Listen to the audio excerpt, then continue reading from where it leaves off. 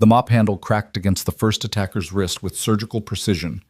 In the gleaming marble lobby of Aurora Tower, 4 armed men had surrounded CEO Victoria Lane, but they hadn't counted on the janitor. In 47 seconds, Ethan Cole would take them all down with nothing but cleaning supplies and a secret that would destroy everything Victoria thought she knew. Tonight, the invisible man in blue coveralls would reveal why sometimes the most dangerous person in the room is the one nobody bothers to see. If you're watching from New York, London, or anywhere around the world, drop your city in the comments. Let me know how far this story has traveled. Now, let me tell you about the night a single father with a mop changed everything. The September rain hammered against the 40-foot glass windows of Aurora Tower, turning the Chicago skyline into a watercolor painting of blurred lights and shadows. Inside the building's opulent lobby, crystal chandeliers cast golden pools across Italian marble floors that had been polished to a mirror finish. It was the kind of place where every surface whispered money, where every detail had been designed to intimidate and impress. The kind of place where people in $1,000 shoes never looked down, which meant they never saw the man pushing the mop. Ethan Cole had been invisible for 6 weeks now. It was a practiced invisibility perfected through years of training and refined through necessity. At 38, he had the kind of forgettable face that served him well, brown hair that was neither too long nor too short, eyes that shifted between green and gray depending on the light, and a build that was strong but not imposing. The blue maintenance coveralls he wore might as well have been an invisibility cloak. In a building full of people who measured worth by job titles and stock options, a janitor was less than furniture. Furniture at least had value. He guided his industrial mop across the lobby floor in smooth, practiced arcs, the rhythm as automatic as breathing. The yellow wet floor sign stood sentinel beside him, a beacon of caution that everyone ignored. They stepped around it over it sometimes through the very puddles he was cleaning their expensive shoes, leaving prints he would have to clean again. Not one of them looked at him. Not one of them saw him watching. And Ethan saw everything. He saw the way Victoria Lane's assistant Marcus always checked his phone exactly 3 times before the CEO arrived each morning, nervous tics betraying his constant anxiety. He saw how the security guards had grown lazy, their patrol patterns as predictable as clockwork, their attention more focused on their phones than their surroundings. He saw the blind spots where the cameras didn't reach the emergency exits that hadn't been tested in months, the places where shadows gathered like old secrets. But most importantly, he saw the 4 men who didn't belong. They had appeared 3 weeks ago, always in pairs, never together as a group. They wore different disguises, vendor badges, maintenance uniforms, delivery company logos, but their eyes gave them away. Those were hunters' eyes, constantly scanning, evaluating, measuring distances and obstacles. They moved with the kind of coordinated precision that came from years of training their casual movements, hiding a coiled readiness that Ethan recognized all too well. He dipped his mop into the bucket, wringing it out with deliberate slowness as he watched one of them, the tall one with the scar across his left eyebrow, pause near the executive elevator bank. The man's fingers traced along the wall, marking something invisible to anyone who wasn't looking for it. A blind spot, an approach vector, a killing ground. Ethan's hand unconsciously moved to his left wrist, fingers, finding the braided blue bracelet hidden beneath his coverall sleeve. His daughter Emma had made it for him 2 months ago, her 7-year-old fingers carefully weaving the threads together while her tongue poked out in concentration. "For protection, Daddy," she had said, her green eyes so like her mother's, serious and bright. "So you always come home?" The bracelet was the only thing about his appearance that wasn't carefully calculated for invisibility. Everything else was designed to blend in, to be forgotten the moment someone's eyes moved past him. But the bracelet stayed. It was his anchor, his reminder of why he did this, why he had taken this assignment, even though it meant long nights away from Emma, meant pretending to be something less than he was. The elevator chimed, and Victoria Lane emerged. Even at 8 in the evening, she looked like she had stepped out of a boardroom photo shoot. Her white designer dress was pristine, despite the 14-hour day she had already put in her dark hair, pulled back in a style that managed to be both professional and elegant. Her heels clicked against the marble with metronomic precision as she moved through the lobby, her phone pressed to her ear, her free hand gesturing as she spoke. "No, Charles, that's unacceptable," she said, her voice carrying the kind of authority that came from years of being obeyed without question. The launch event is in 3 hours. I don't care if the caterers have to drive through a hurricane, they signed a contract. She walked past Ethan without a glance, her heel catching the edge of his wet floor, leaving a scuff mark he would have to clean. Again. He had tried to speak to her once 3 weeks ago when he first noticed the surveillance patterns.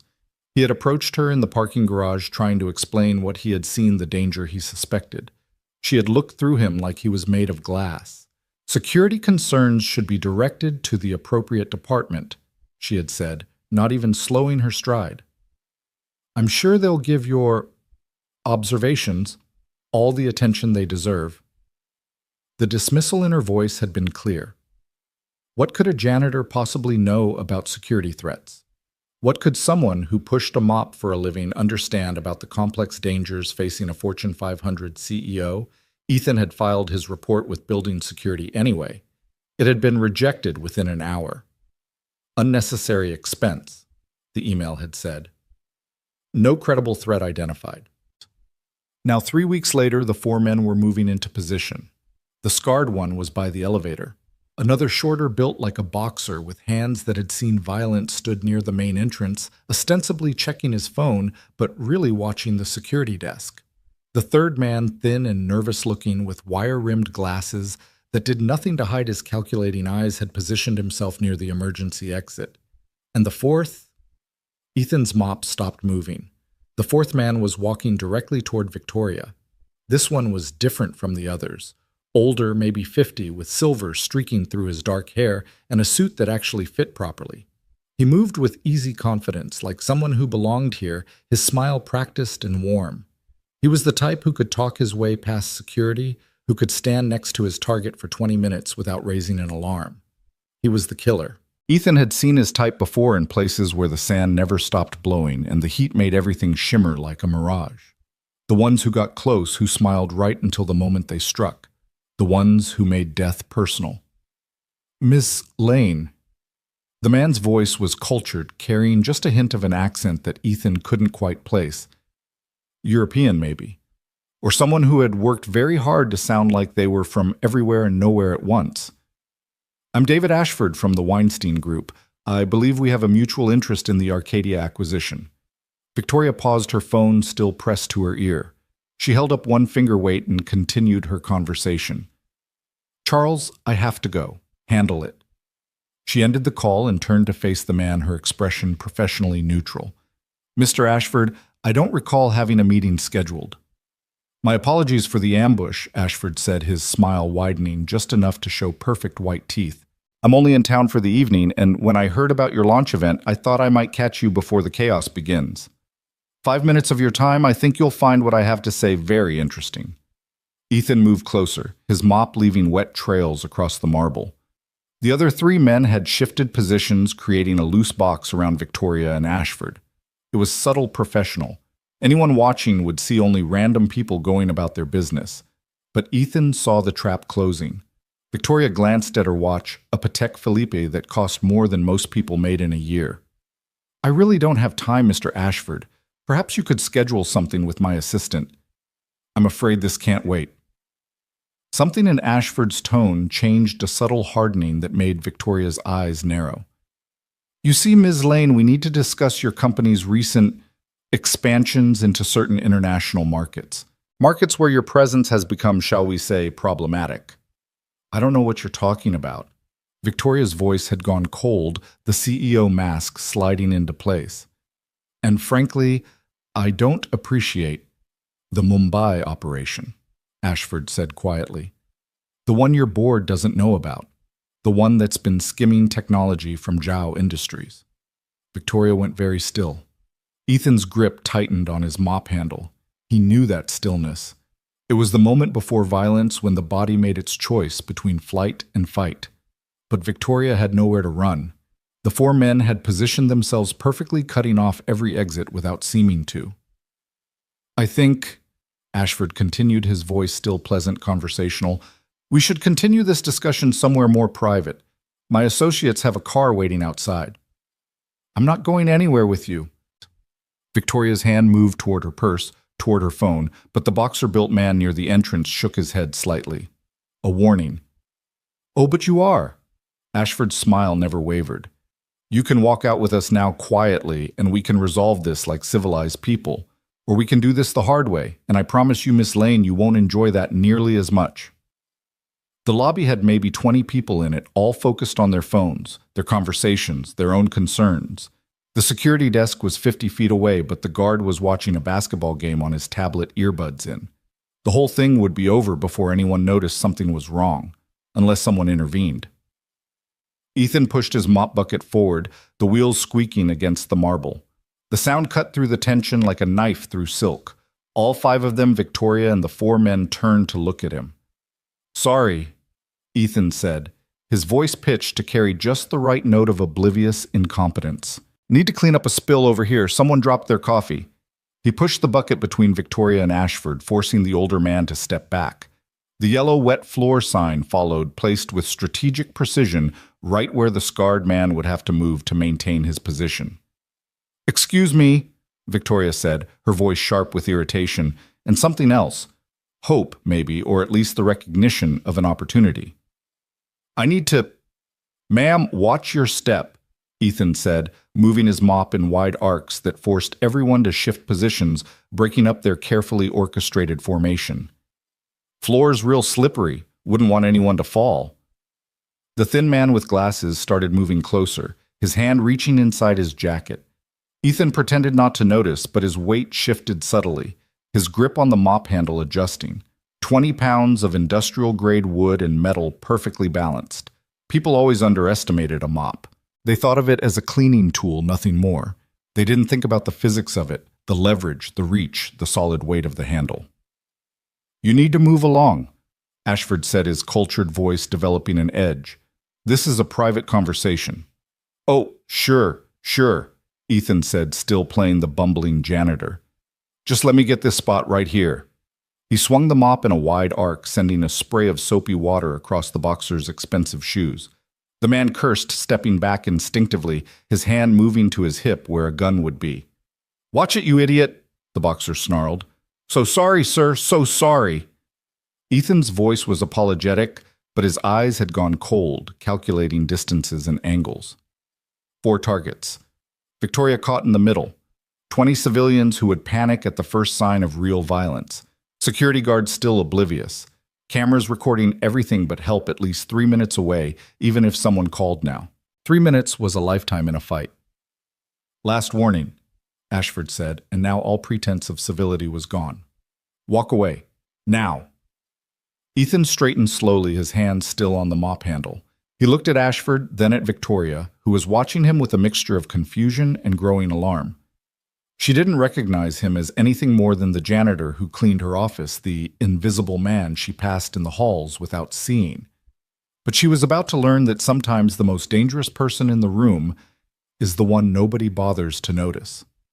"You know," Ethan said, his voice different, now the bumbling tone replaced by something harder, more precise. "I've been watching you gentlemen for 3 weeks. You've been very professional, very careful. But you made one mistake." Ashford's eyes narrowed. "And what's that?" "You assumed the janitor was just a janitor." The transformation was instantaneous. The slouch disappeared, the shuffling gait replaced by perfect balance. The forgettable face sharpened, focused, dangerous. In one fluid motion, Ethan flipped the mop handle, the heavy wooden end, now a weapon the bucket kicked sideways to create an obstacle. "Run," he told Victoria, his voice carrying absolute command. "Now!" But Victoria stood frozen, her mind trying to process what she was seeing. The janitor she had dismissed, ignored, looked through for 6 weeks, was standing between her and 4 armed men with nothing but a mop and absolutely no fear in his eyes. The boxer moved first, his hand clearing his jacket, revealing the matte black pistol underneath. Ethan's mop handle snapped up and around in a tight arc, catching the man's wrist with a crack that echoed through the lobby. The gun went spinning across the marble floor as the boxer howled, cradling his broken wrist.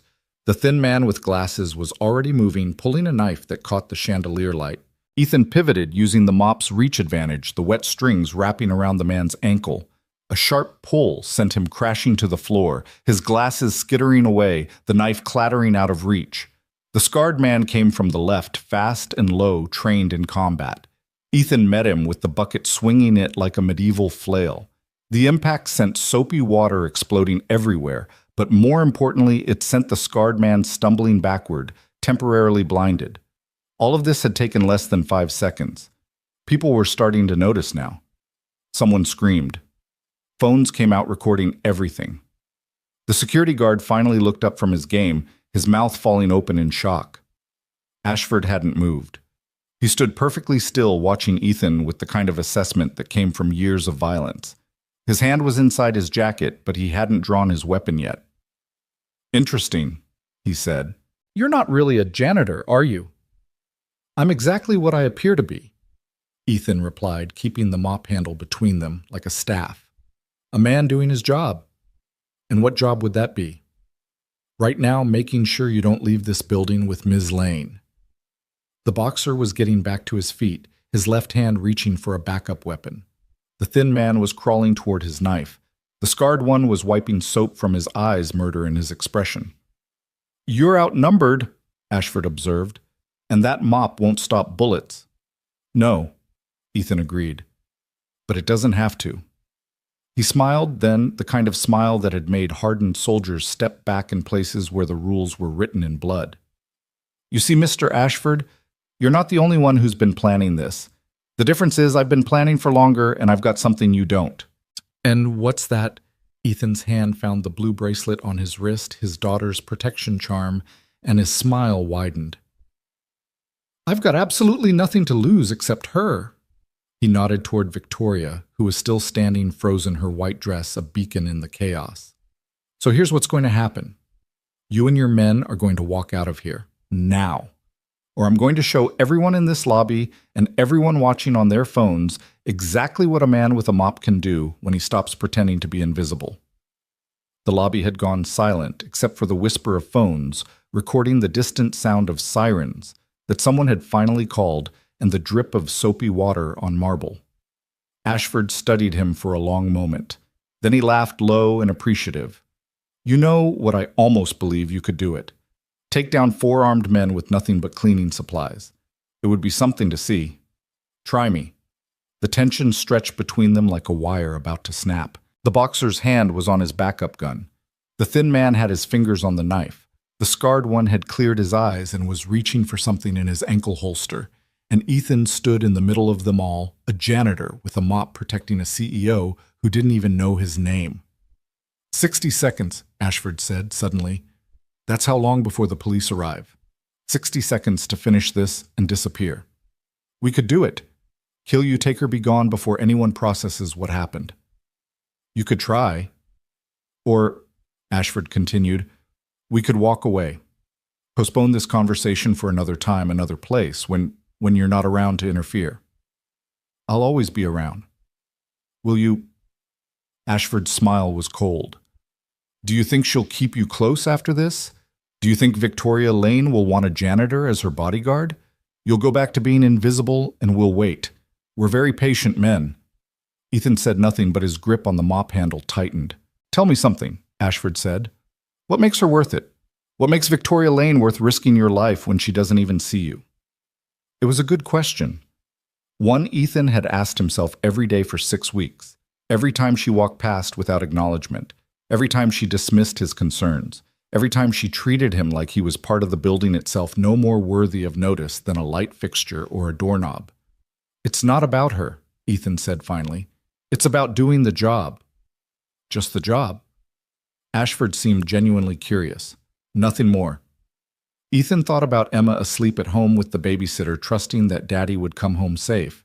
He thought about the promise he had made to his wife before she died, to always protect those who couldn't protect themselves.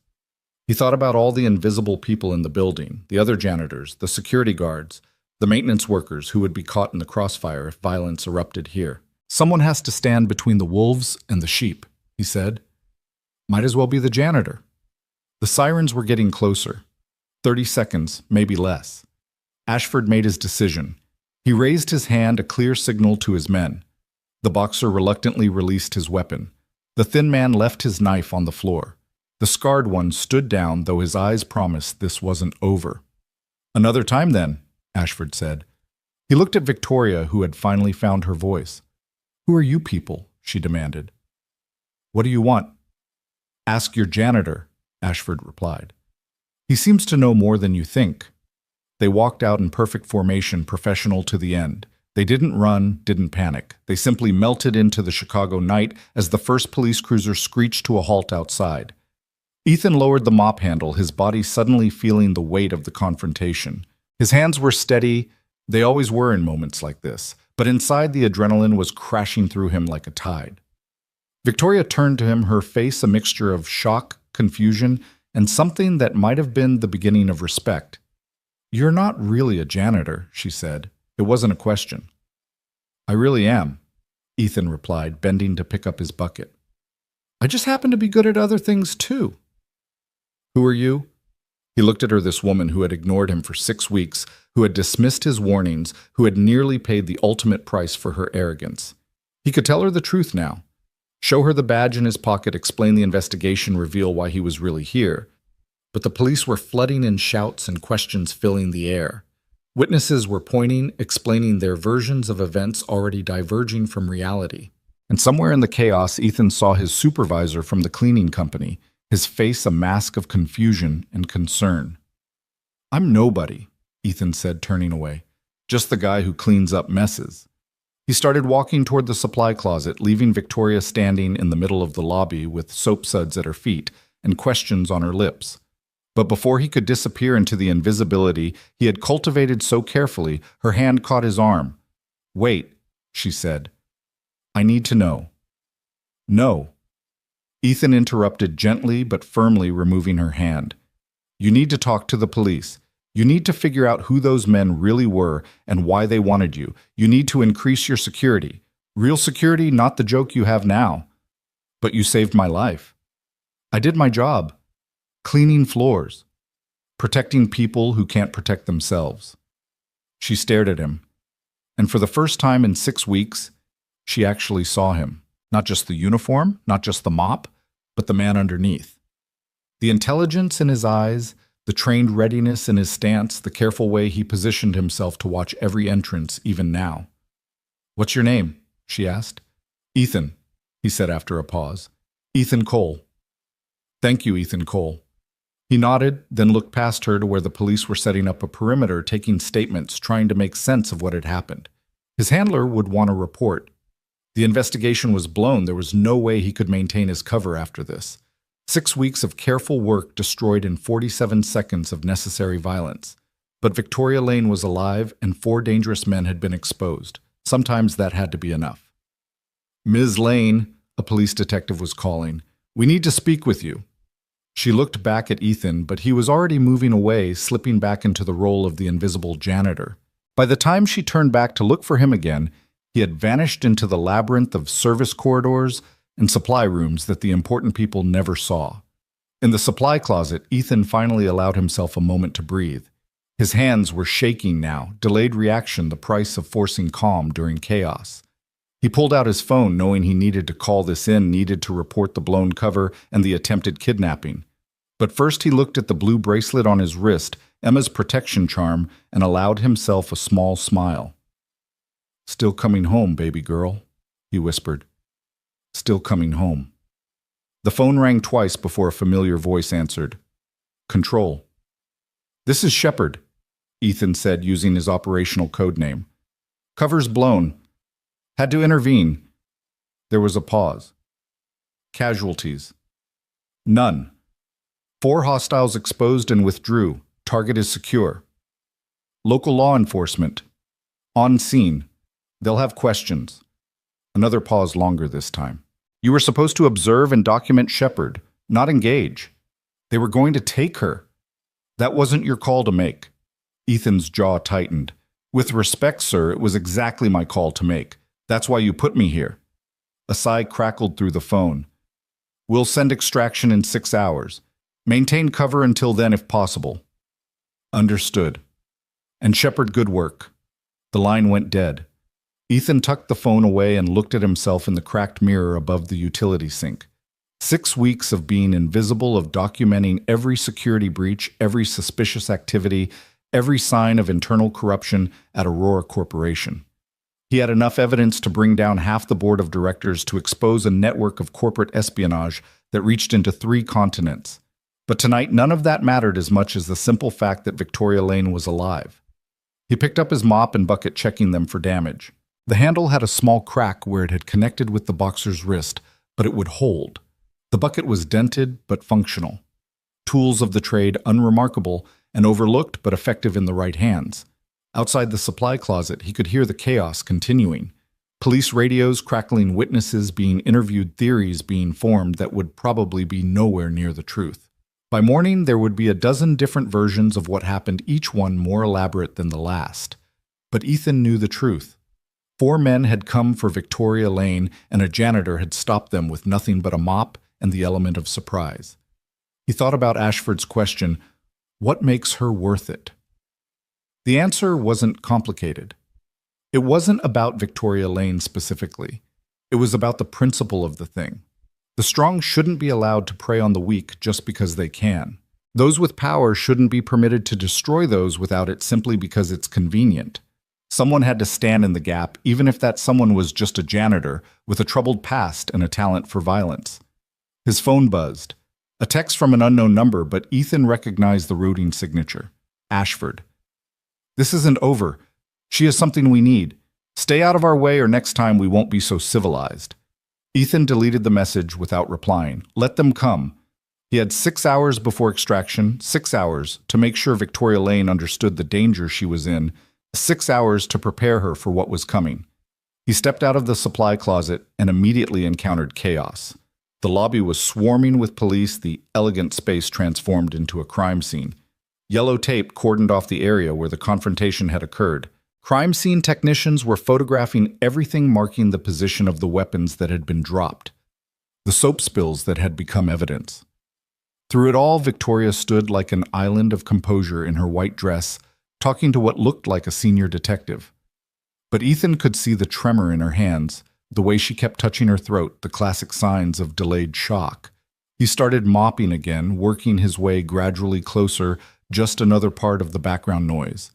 The detective was asking her about enemies, about threats, about why someone might want to kidnap her. I don't know, Victoria was saying. I mean, yes, I have competitors, business rivals, but nothing like this, nothing violent. What about the Mumbai operation the man mentioned? The detective asked. Victoria's face went carefully blank. I don't know what he was talking about.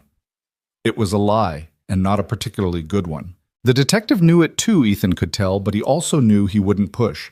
Not here, not now, not with a CEO of Victoria's stature. That was a conversation for lawyers and boardrooms, not crime scenes. We'll need you to come to the station, the detective was saying. Make a formal statement. Of course. Just let me...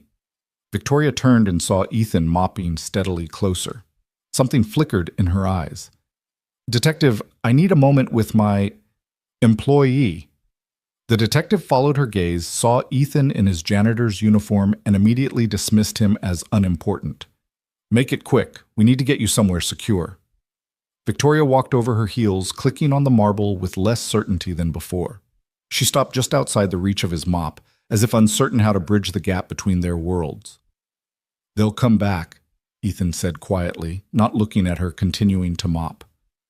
Tonight was just a probe. They wanted to take you quietly, make it look like you left voluntarily. Now that that's failed, they'll escalate. How do you know that? Because it's what I would do. She studied him, this man she had walked past hundreds of times without seeing. You're not really a janitor. We've established that. So what are you, private security, corporate spy, government agent? Ethan finally looked at her, meeting those sharp green eyes that had intimidated boardrooms full of executives. Does it matter? Yes, she said firmly. It matters because I need to know if I can trust you. You can't, Ethan said simply. You can't trust anyone right now. Those men knew about Mumbai. That means someone inside your organization is feeding them information, someone high enough to know about your off-the-books operations. Victoria's face paled. That's impossible. Only 3 people know about... She stopped herself. 3 people plus whoever they told, Ethan continued.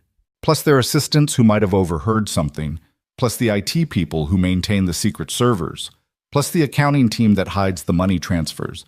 Secrets are like water, Ms. Lane. They always find a way to leak. You know about Mumbai.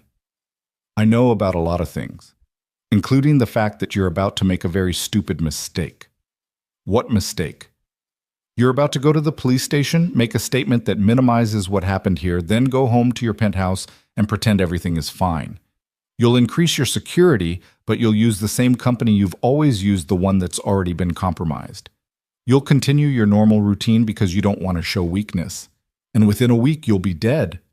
The words hit her like physical blows. You don't know. I know exactly, Ethan interrupted.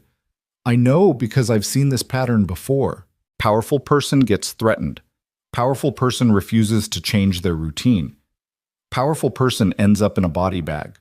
Pride kills more CEOs than plane crashes. So what do you suggest? Disappear. Tonight. Go somewhere they won't expect, somewhere that's not in your normal pattern. Change everything, your routes, your schedule, your communications, and find someone you trust absolutely to help you figure out who's betraying you from the inside. I don't have anyone like that. Then you're already dead. The brutality of the statement made her step back. You're trying to scare me. I'm trying to save your life. Again. She looked around the lobby at the police and the witnesses and the evidence of violence that had erupted in her perfectly controlled world. When she looked back at Ethan, there was something different in her expression. Not just fear or gratitude, but a kind of desperate calculation. Help me, she said suddenly. I already did. No, I mean really help me. You obviously know how to handle yourself. You saw those men coming when my entire security team missed them. You know about Mumbai, which means you've been investigating me, which means you probably know more about my company's vulnerabilities than I do. Ethan kept mopping the rhythmic motion, helping him think. This wasn't part of the plan. He was supposed to extract in 6 hours, file his report, and move on to the next assignment. Getting personally involved with a target was against every protocol, every rule that had kept him alive through 15 years of intelligence work. But he thought about Emma, about the promise to always come home, and realized that sometimes staying alive wasn't the same as doing the right thing. I can't be your bodyguard, he said finally. That's not who I am. Then be my janitor, Victoria said, and there was something almost like humor in her voice. Be the invisible man who sees everything. Help me figure out who's trying to kill me and why. And in return, I don't ask questions about who you really are or why you've been spying on my company. It was a good offer, better than she knew, since those were questions he couldn't answer without destroying several ongoing federal investigations. But there was one problem. I have a daughter, he said. 7 years old. Whatever I do, it can't put her at risk. I can protect her. No. The word came out harder than he intended. You can't even protect yourself. My daughter stays out of this completely. Victoria nodded slowly. Then what do you need? Time. I need 6 hours to make arrangements to ensure she's safe. Then I'll help you, but we do it my way. No arguments, no CEO power plays, no treating me like the help. You are the help, she pointed out, and that's why I'm still alive while your regular security is useless. She couldn't argue with that. 6 hours. Then what? Then we disappear. Both of us. We go dark while I figure out who wants you dead and why. I can't just disappear. I have a company to run a launch event tonight. The launch event is in 2 hours and you're not going. That's impossible. There are 500 guests, major investors, and at least 4 people who want to kidnap or kill you. You walk into that ballroom tonight, you won't walk out. She started to protest again, then stopped. The reality of the situation was finally sinking in. Her perfect controlled world had been shattered by 4 men and a janitor with a mop. Miss Lane, the detective was calling. We need to go. 6 hours, Victoria said to Ethan. Then I'm trusting you with my life. You already did, he reminded her. Try not to forget that. She walked back to the detective, her composure reassembling itself with each step. By the time she reached him, she was once again the untouchable CEO, the woman who could handle anything. But Ethan had seen behind the mask. He had seen the fear, the vulnerability, the human being underneath the corporate armor. And despite his better judgment, despite all his training and experience, he found himself caring about what happened to her. He pulled out his phone and typed a quick message to his handler. "Need emergency extraction for one. Non-negotiable." The response was almost immediate. "Negative. Mission parameters don't include." Ethan deleted the message without reading the rest. He had made his decision. Victoria Lane needed help, and he was possibly the only person in Chicago who could provide it. The investigation, the evidence he had gathered, the federal case, all of it would have to wait. Because sometimes the job wasn't about following orders or completing missions. Sometimes it was about standing between the wolves and the sheep, even when the sheep didn't appreciate it. He finished mopping the lobby, then headed for the service elevator. He had 6 hours to make arrangements to ensure Emma was safe to transform from Ethan Cole, the janitor, into someone who could keep Victoria Lane alive. 6 hours to prepare for a war he hadn't planned on fighting. As the elevator doors closed, he touched the blue bracelet on his wrist one more time. "Still coming home, baby girl," he whispered.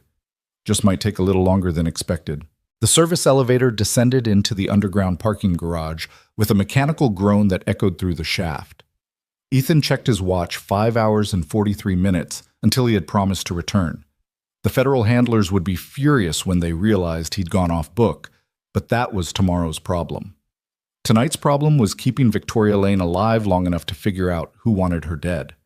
The parking garage was a concrete cavern, fluorescent lights casting harsh shadows between the rows of expensive cars.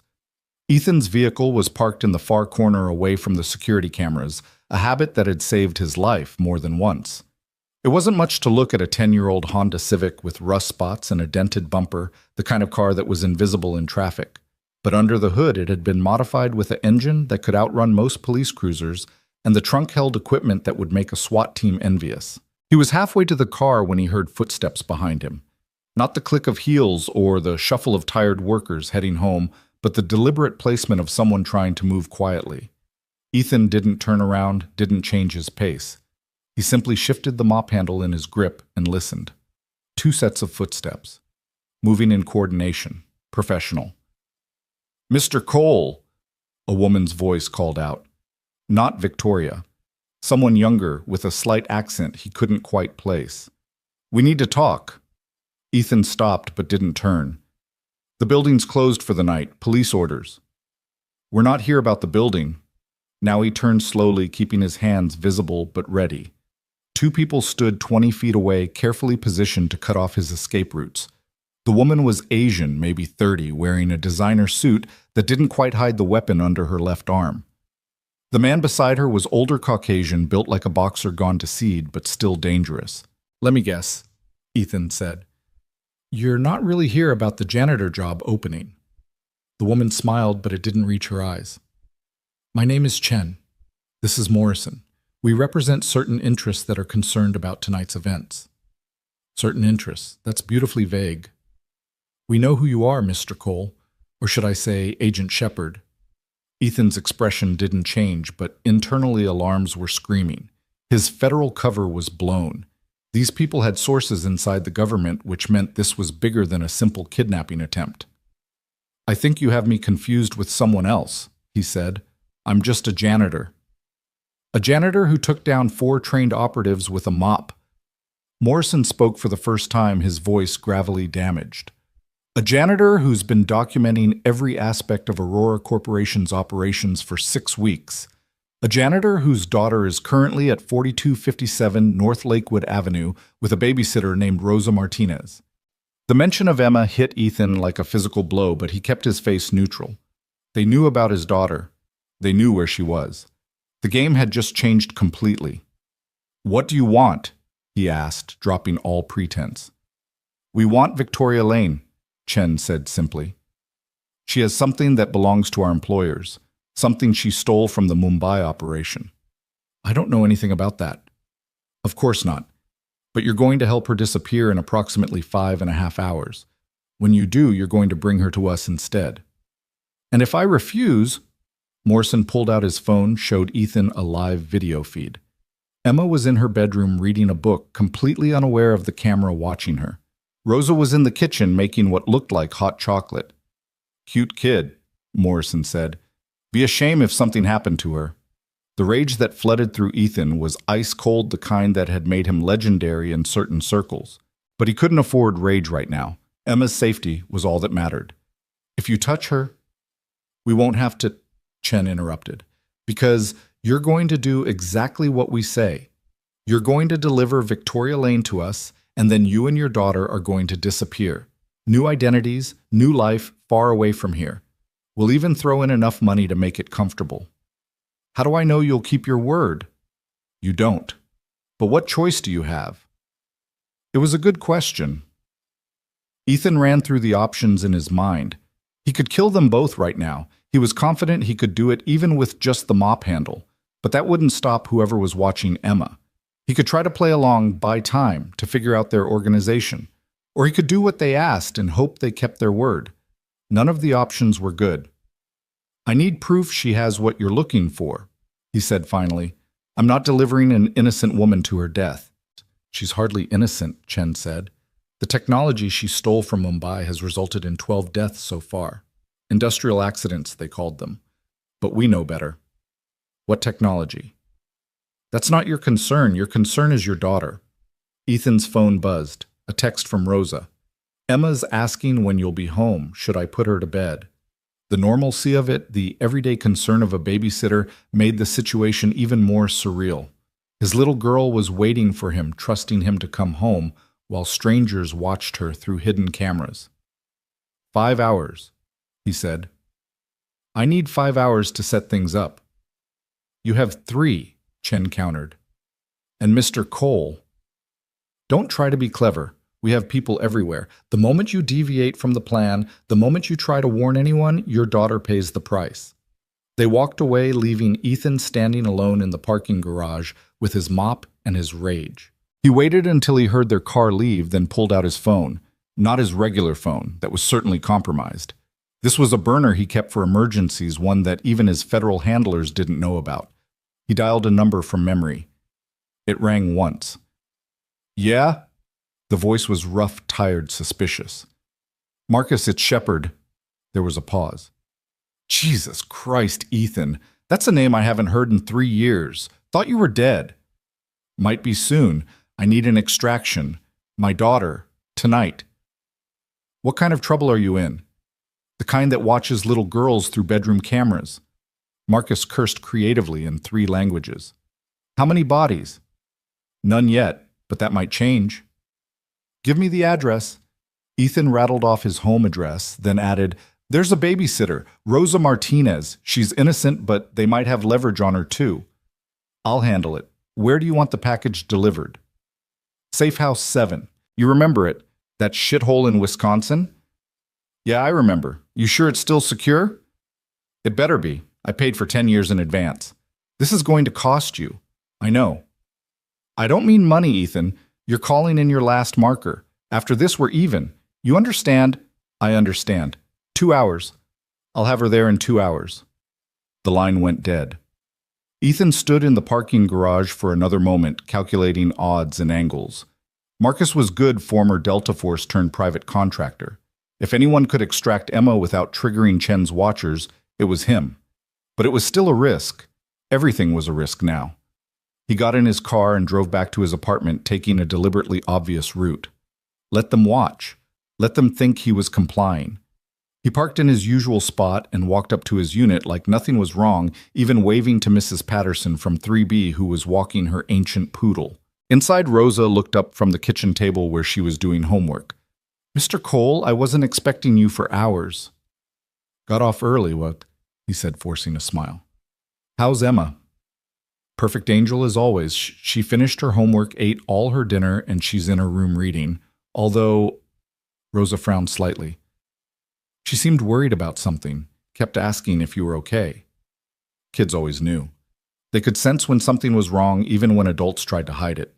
Ethan walked down the hallway to Emma's room, knocked gently on the door, decorated with hand-drawn butterflies and glittery stars.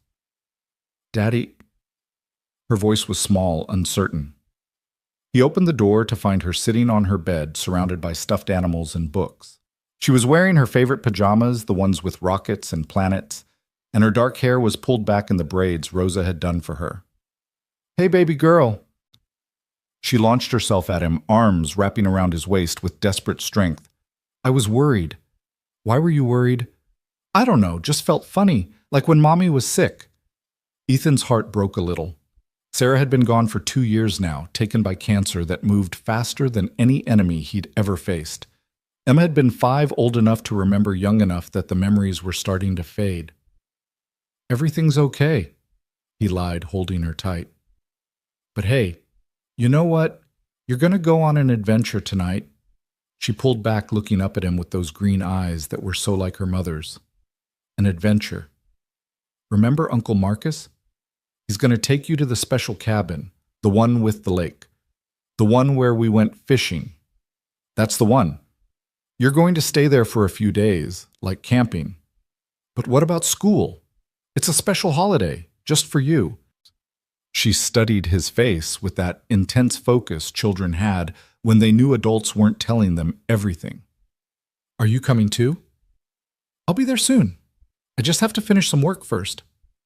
"Is it dangerous work?" He couldn't lie to her, not completely. "A little bit, but you know what protects me." She touched the blue bracelet on his wrist. "My protection charm. That's right. As long as I have this, I'll always come home to you. Promise. Promise." There was a knock at the apartment door, 3 short, 2 long, Marcus's signal. "That's Uncle Marcus now," Ethan said, trying to keep his voice light. "Go grab your backpack, the one we packed for emergencies." Emma nodded solemnly and went to her closet, pulling out the go-bag they had prepared together. It was a game they played, he had told her, being ready for adventures. Inside was everything she would need for a week. Clothes, toiletries, her favorite stuffed bear, and a photo of the 3 of them from before Sarah got sick. Marcus was waiting in the living room, and he looked exactly the same as he had 3 years ago. 6'4", built like a linebacker with scars that told stories he'd never share. But his eyes softened when he saw Emma. "Hey there, little warrior, he said, dropping to one knee. "Ready for an adventure?" "Uncle Marcus?" She hugged him, then looked back at Ethan. "Daddy has dangerous work." "I know." Marcus said, his eyes meeting Ethan's over her head. "That's why I'm going to keep you extra safe until he's done." Rosa was packing up her things, confused, but not questioning. Ethan handed her $300. "For your trouble. Take a few days off." "Is everything okay, Mr. Cole?" "Family emergency, nothing to worry about." She left, and Ethan knew that Chen's people were probably already following her. But Rosa didn't know anything, couldn't tell them anything. She was just collateral damage in a game she didn't even know was being played. 2 minutes, Marcus said quietly. "Then we need to move." Ethan knelt in front of Emma, memorizing her face. "I love you more than all the stars in the sky." "And I love you more than all the fish in the sea," she replied, completing their ritual. "Be good for Uncle Marcus." "Be safe, Daddy." And then they were gone. Marcus carrying her backpack, his other hand resting casually near the concealed weapon under his jacket. Ethan watched from the window as they got into a nondescript van and drove away. No one followed. Chen's people were either very good at surveillance or they were letting Emma go. He hoped it was the latter, but planned for the former. His phone rang. Not the burner, his regular phone. Victoria Lane's name appeared on the screen. "Ms. Lane." "They let me go." Her voice was shaky, exhausted. "The police. They took my statement and let me go. But Mr. Cole, Ethan, I don't feel safe. There are cars outside my building that weren't there before. People watching." "Where are you exactly?" "In my penthouse, 32nd floor. I canceled the launch event, told everyone I had food poisoning. The board is furious, but listen carefully to..." Ethan interrupted. "In exactly 1 hour, you're going to receive a delivery. A large package that requires your personal signature. When it arrives, you're going to tell your security that it's confidential documents from the Mumbai office. You're going to take it into your home office alone. Do you understand? What kind of package? The kind that will keep you alive. 1 hour. Be ready." He hung up and got to work. The apartment transformed from a simple living space into an operational center. He pulled equipment from hidden compartments, weapons, communications gear, surveillance countermeasures. The mop handle unscrewed to reveal a blade that could cut through body armor. The bucket had a false bottom hiding flashbang grenades. Everything a janitor needed for a very bad night. He called Marcus on the burner. Package secure. 15 minutes out from safe house. No tail. Anyone try to stop you? 2 cars showed interest. They're not interested anymore. Ethan didn't ask for details. Marcus had his ways, and they usually involved other cars ending up in ditches. Chen and Morrison, you know them? Chen's Chinese intelligence, probably MSS. Freelances on the side. Morrison's former CIA went private 5 years ago after that thing in Syria. If they're working together, someone's paying serious money. Any idea who? Could be anyone. Corporations, governments, crime syndicates. The Mumbai tech must be worth billions. What do you know about it? Just rumors. Something about quantum encryption. The kind of thing that could break any security system in the world, or make one that's absolutely unbreakable. Either way, it's a game changer. That explained why everyone wanted it, and why they were willing to kill for it. Marcus, I need one more thing. You're pushing it, Shepard. I know, but I need you to check on someone. Rosa Martinez, my babysitter. Make sure she gets home safe. Christ, you're going soft. Maybe. Fine. But after this, we're done. You understand? No more favors, no more midnight calls. Done. I understand. Ethan hung up and began his transformation. The janitor coveralls came off, replaced by tactical gear that would make him harder to identify and harder to kill. Body armor went under a nondescript jacket. Weapons were distributed across his body in a pattern that had become second nature. The knife from the mop handle went into an ankle sheath. He looked at himself in the mirror. The forgettable janitor was gone. In his place stood someone harder, more dangerous. Someone who had done terrible things in terrible places and was about to do them again. His regular phone buzzed. A text from Chen. 2 hours remaining. Don't disappoint us. He deleted it and pulled out a different phone, one he'd taken from the scarred attacker during the lobby fight. The man hadn't noticed in the chaos, too focused on the soap in his eyes. Ethan scrolled through the messages, finding what he was looking for. A series of texts about Victoria, her schedule, her security arrangements. But more interesting were the photos. Pictures of documents classified Aurora Corporation files about the Mumbai project. And they weren't taken by an outsider. The angle, the lighting, the access, these were taken by someone inside Victoria's inner circle. One photo showed a reflection in a computer screen. It was blurry, but Ethan could make out enough. A face he recognized. Someone Victoria trusted completely. Son of a bitch, he muttered. The betrayal went deeper than anyone realized, and Victoria was about to walk right into it. He grabbed his gear and headed for the door, then stopped. On Emma's art table was her latest drawing, a man in blue holding a mop like a sword, standing in front of a woman in white. She had titled it, My Daddy, the Hero, in her careful 7-year-old handwriting. Ethan folded it carefully and put it in his pocket, a reminder of what he was fighting for. The drive to Victoria's building took 20 minutes. He parked 3 blocks away and approached on foot, noting the surveillance Chen had mentioned. 2 cars with tinted windows. A van that was trying too hard to look like a delivery vehicle. At least 1 spotter on the roof of the building across the street. They were good, but they were obvious if you knew what to look for, which meant they wanted to be seen. They wanted Victoria scared off balance, ready to make mistakes. Ethan entered through the loading dock using the maintenance codes he'd memorized weeks ago. The night security guard barely looked up from his magazine. Just another invisible worker doing invisible work. The service elevator took him to the 31st floor. From there he accessed the maintenance shaft that ran between floors. It was a tight fit with all his gear, but it was also completely off the security grid. In his 6 weeks of reconnaissance, he'd mapped every blind spot in the building. He emerged in Victoria's laundry room, dust and insulation in his hair, but otherwise silent. The penthouse was enormous, 5,000 square feet of marble and glass, and contemporary art that cost more than most people's houses. But it was also a trap. One way in through the private elevator windows that didn't open, no secondary exits except the emergency stairs that were certainly being watched.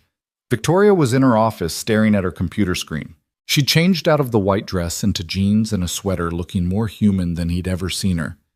When he appeared in her doorway, she nearly screamed. "Jesus, how did you—" "Questions later," he said, moving to the window. The spotter was still there, scope glinting in the streetlight. "We have maybe 40 minutes before they realize I'm here." Before who realizes Ethan what's going on? He turned to face her decision time. Tell her the truth and risk her reaction, or keep her in the dark and risk her making a fatal mistake. The men who tried to take you tonight, they want something you took from Mumbai. Quantum encryption technology. Her face went pale. How do you know about that? Because everyone knows about it. Chinese intelligence, private military contractors, probably half the criminal organizations in the world. You stole something that could destabilize global security, and now everyone wants it. I didn't steal anything.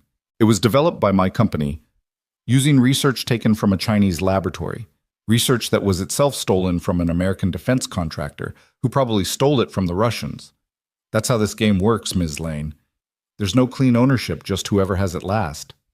She sank into her chair. Mr. Ashford, the man, tonight he said people had died. 12 so far. The Chinese research team, they were eliminated to prevent them from recreating the technology. Oh, God. Where is it? The encryption key or whatever it is? She looked at him sharply. Why? So you can take it. So I can keep you alive. They think you have it as long as they believe that you're valuable. The moment they learn otherwise, I don't have it. The words hung in the air like a death sentence. What do you mean you don't have it? I mean, it's not here. It's not in some vault or safety deposit box. The technology, it's not a device or a program. It's an algorithm, a mathematical proof that only exists in one place. Where, she tapped her temple. Here, in the head of the person who actually created it. Who? Dr. James Park, my chief technology officer. He memorized the entire algorithm, then destroyed all records of it. He said it was too dangerous to exist in any form that could be stolen. Ethan processed this information, puzzle pieces clicking into place. Park's the one who betrayed you. That's impossible. James has been with me for 10 years. He's like family. He's the one who told them about Mumbai. He's been feeding them information, probably promised them the algorithm in exchange for something. But then he realized he could get more by playing all sides. You're wrong. Ethan pulled out the phone he'd taken, showed her the photos. Look at the reflection in this one. She stared at the blurry image, and he saw the moment she recognized it. The moment her world shifted again. James, she whispered. He set you up, made you the target so he could disappear with the technology. Everyone's hunting you while he gets away clean. But he was at the launch event tonight. He called to check on me after... She stopped, understanding dawning. He wanted to make sure I was still alive, still drawing attention. Where is he now? I don't know. He said he was going home, but... Ethan was already moving, checking his equipment, formulating a plan. We need to find him before Chen does. Chen? Chinese intelligence. She gave me 3 hours to deliver you to her. That was 90 minutes ago. You were going to hand me over. They have leverage. Had leverage. It's been neutralized. Victoria stood up, anger flashing in her eyes. You were going to trade me? I was going to protect my daughter, Ethan said flatly. That's my first priority. Always. But she's safe now, which means I can focus on keeping you alive. Why do you care what happens to me? It was the same question Ashford had asked. The same question he'd been asking himself. Because someone has to, he said finally. Because you're in over your head and you don't even know how deep the water is. Because despite being an arrogant, dismissive executive who treats people like furniture, you don't deserve to die for Park's greed. She flinched at the description but didn't argue. So what do? We find Park before anyone else does, and we make him give up the algorithm. He won't. He'd die first. He believes it's his life's work, his legacy. Then he'll die. But first he'll talk. The coldness in Ethan's voice made her step back. You're not really federal agent, are you? I am, just not the kind you're thinking of. What kind? The kind they send when diplomacy fails and war isn't an option. The kind that doesn't officially exist. His phone buzzed. Marcus, package delivered. Secondary package also secure. Rosa was safe. Emma was safe. Now he could focus. Get dressed, he told Victoria. Dark clothes, comfortable shoes, nothing that makes noise when you move. Where are we going? To find your friend James before he gets you killed. She started to move toward her bedroom, then stopped. Ethan, thank you for saving my life. Twice now. Don't thank me yet. The night's not over. As she left to change, Ethan stared out at the city lights, at the watchers in their cars, at the trap that was closing around them. Chen would realize soon that he'd gone off script. Ashford's team was still out there, probably regrouping, and Park was somewhere in the city with information that could shift the balance of global power.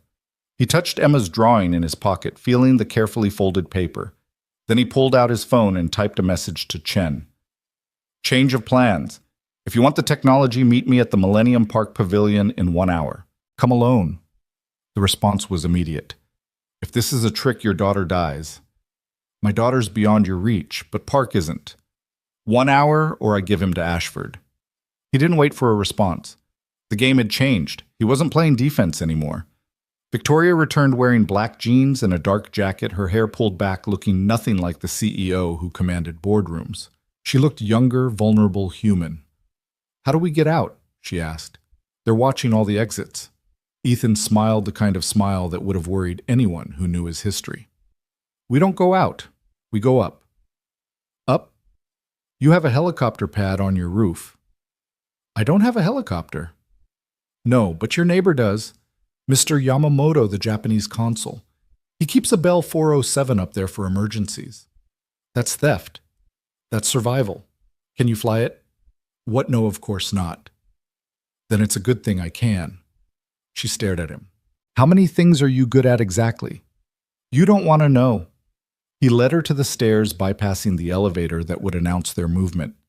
They climbed in silence, Ethan listening for any sound of pursuit. The building was quiet. Most of the ultra-wealthy residents gone for the evening or traveling. The door to the roof was supposed to be locked, but Ethan had taken care of that weeks ago, filing down the mechanism so it would look secure but open with the right pressure. They emerged into the Chicago night wind, whipping across the rooftop, the city spread out below them like a circuit board. The helicopter sat on the pad, sleek, and white diplomatic flags on the tail. This is insane, Victoria said.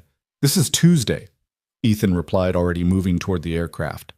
That's when the first shot rang out. The bullet sparked off the concrete 2 feet from Victoria's head, sending chips flying into the night air. Ethan grabbed her, pulling her behind the helicopter's landing gear as 2 more shots followed the suppressed rounds, making soft thuds as they hit the aircraft's fuselage. Stay down, he hissed, scanning the surrounding rooftops. The shooter was on the building to the north, probably the same spotter he'd seen earlier. Professional placement, good angle, but the wind at this height was playing havoc with accuracy. They're shooting at us, Victoria said, her voice surprisingly steady despite the circumstances. They're shooting at you, Ethan corrected. I'm just in the way. He pulled out his phone, did a quick calculation of angles and distances. The shooter had them pinned, but only as long as they stayed near the helicopter. The moment they tried to reach the access door, they'd be exposed. Unless... Can you get to the pilot's seat? He asked Victoria, while someone's shooting at us. The angle's wrong. He can't hit you if you stay low and go around the other side. I need you to start the pre-flight sequence. I told you I can't fly. You don't need to fly it. Just start it. Big red button on the console, then flip every switch that's lit up. Can you do that? She nodded, fear and determination warring in her eyes. What are you going to do? What I'm good at! He gave her a push, and she scrambled around the helicopter's nose, using the aircraft as cover. The shooter fired twice more, trying to track her movement, but the rounds went wide.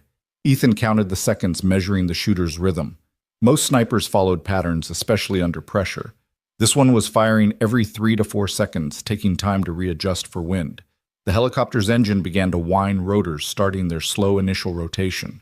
The noise would draw attention, but it would also mask other sounds, like the sound of Ethan sprinting across the rooftop. He broke from cover between shots, running low and fast toward the maintenance shed on the far side of the roof. The shooter tried to track him, but Ethan had timed it perfectly. By the time the next round came, he was already behind the shed, breathing hard but intact. From his new position, he could see the muzzle flash on the opposite building. 6th-floor corner apartment. The shooter was using a bathroom window, probably thinking the small opening would provide better cover. It was a rookie mistake. Small openings limited escape routes. Ethan pulled out the phone he'd taken from the scarred attacker and scrolled through the contacts. There it was, Overwatch. He hit dial. "Position compromised," he said in Russian-accented English, pitching his voice differently. "Targets escaping via helicopter. Need immediate backup." "Who is this? Where's Dmitri?" "Dmitri's down. The janitor got him. Just get here." He hung up before they could ask more questions. The confusion wouldn't last long, but it might be enough. Already he could hear sirens in the distance. Someone had reported the gunfire. The helicopter's rotors were picking up speed, the downwash starting to affect visibility. Victoria was still in the pilot's seat, and from her frantic movement she was hitting every button she could find. The navigation lights came on then, the searchlight which swept across the rooftop like a prison break scene. Another shot, this one hitting the helicopter's tail section. The shooter was getting desperate, taking riskier shots. That meant he'd been ordered to stop them at all costs. Ethan made his decision. He pulled out the compact Glock he'd taken from his apartment. Arsenal checked the magazine 15 rounds and did the math. Distance to the shooter approximately 200 yards. Effective range of the Glock 50 yards for accurate fire. Wind speed at this height gusting to 20 miles per hour. It was an impossible shot, which meant the shooter wouldn't expect it. He stepped out from behind the shed and started firing. Not at the shooter, that would have been pointless, but at the windows around him. Glass shattered, the sound carrying across the night. The psychological effect was immediate. The sniper pulled back, self-preservation overriding his mission. "Now!" Ethan shouted to Victoria. "Get in the passenger seat!" She scrambled over as he ran for the helicopter, diving through the open door as another shot cracked past. He grabbed the controls muscle memory from 100 missions taking over. The aircraft was already warmed up, Victoria's button pushing having accidentally completed most of the startup sequence. "Buckle up," he said, pulling on the collective. The helicopter lifted off just as the roof access door burst open. 3 men emerged, weapons raised, but it was too late. They were already 20 feet up and climbing the Chicago night spreading out below them. "Oh God, oh God, oh God," Victoria was chanting, gripping her seat with white knuckles. "You're fine," Ethan said, banking hard to the left to avoid any potential rocket-propelled grenades. "Just don't look down." "Where are we going?" "First, we're going to make them think we're heading for the airport, then we're going to disappear." He flew low, threading between buildings, using the urban landscape as cover. The helicopter wasn't made for this kind of flying, but it was responding well enough. Behind them he could see lights, police probably, though Chen's people might have their own aircraft. His phone buzzed. "Chen, very clever, but you just signed your death warrant." He handed the phone to Victoria. "Text her back. Tell her Park's at the Millennium Park Pavilion. Tell her she has 30 minutes before Ashford gets there." "But that's not true." "No, but she doesn't know that. And neither does Ashford, who's certainly monitoring her communications." Victoria typed the message, her fingers shaking slightly. "You're playing them against each other. While we go after the real prize. Park. Park." Ethan banked right, heading toward the lake. Where would he go if he knew everyone was hunting him? Where would he feel safe? Victoria thought about it. His boat! He has a yacht moored at Belmont Harbor, the Quantum Leap. He practically lives on it during the summer. Of course he named it that. Ethan adjusted their heading. How big? 60-footer, full electronic suite, satellite communication, the works. He could run his entire operation from there. And sail to international waters if things got hot. You think he's planning to run? I think he's been planning this for months. The betrayal, the misdirection making you the target. He's probably already transferred his money offshore, set up new identities. All he needs is to get 12 miles out, and he's in international waters.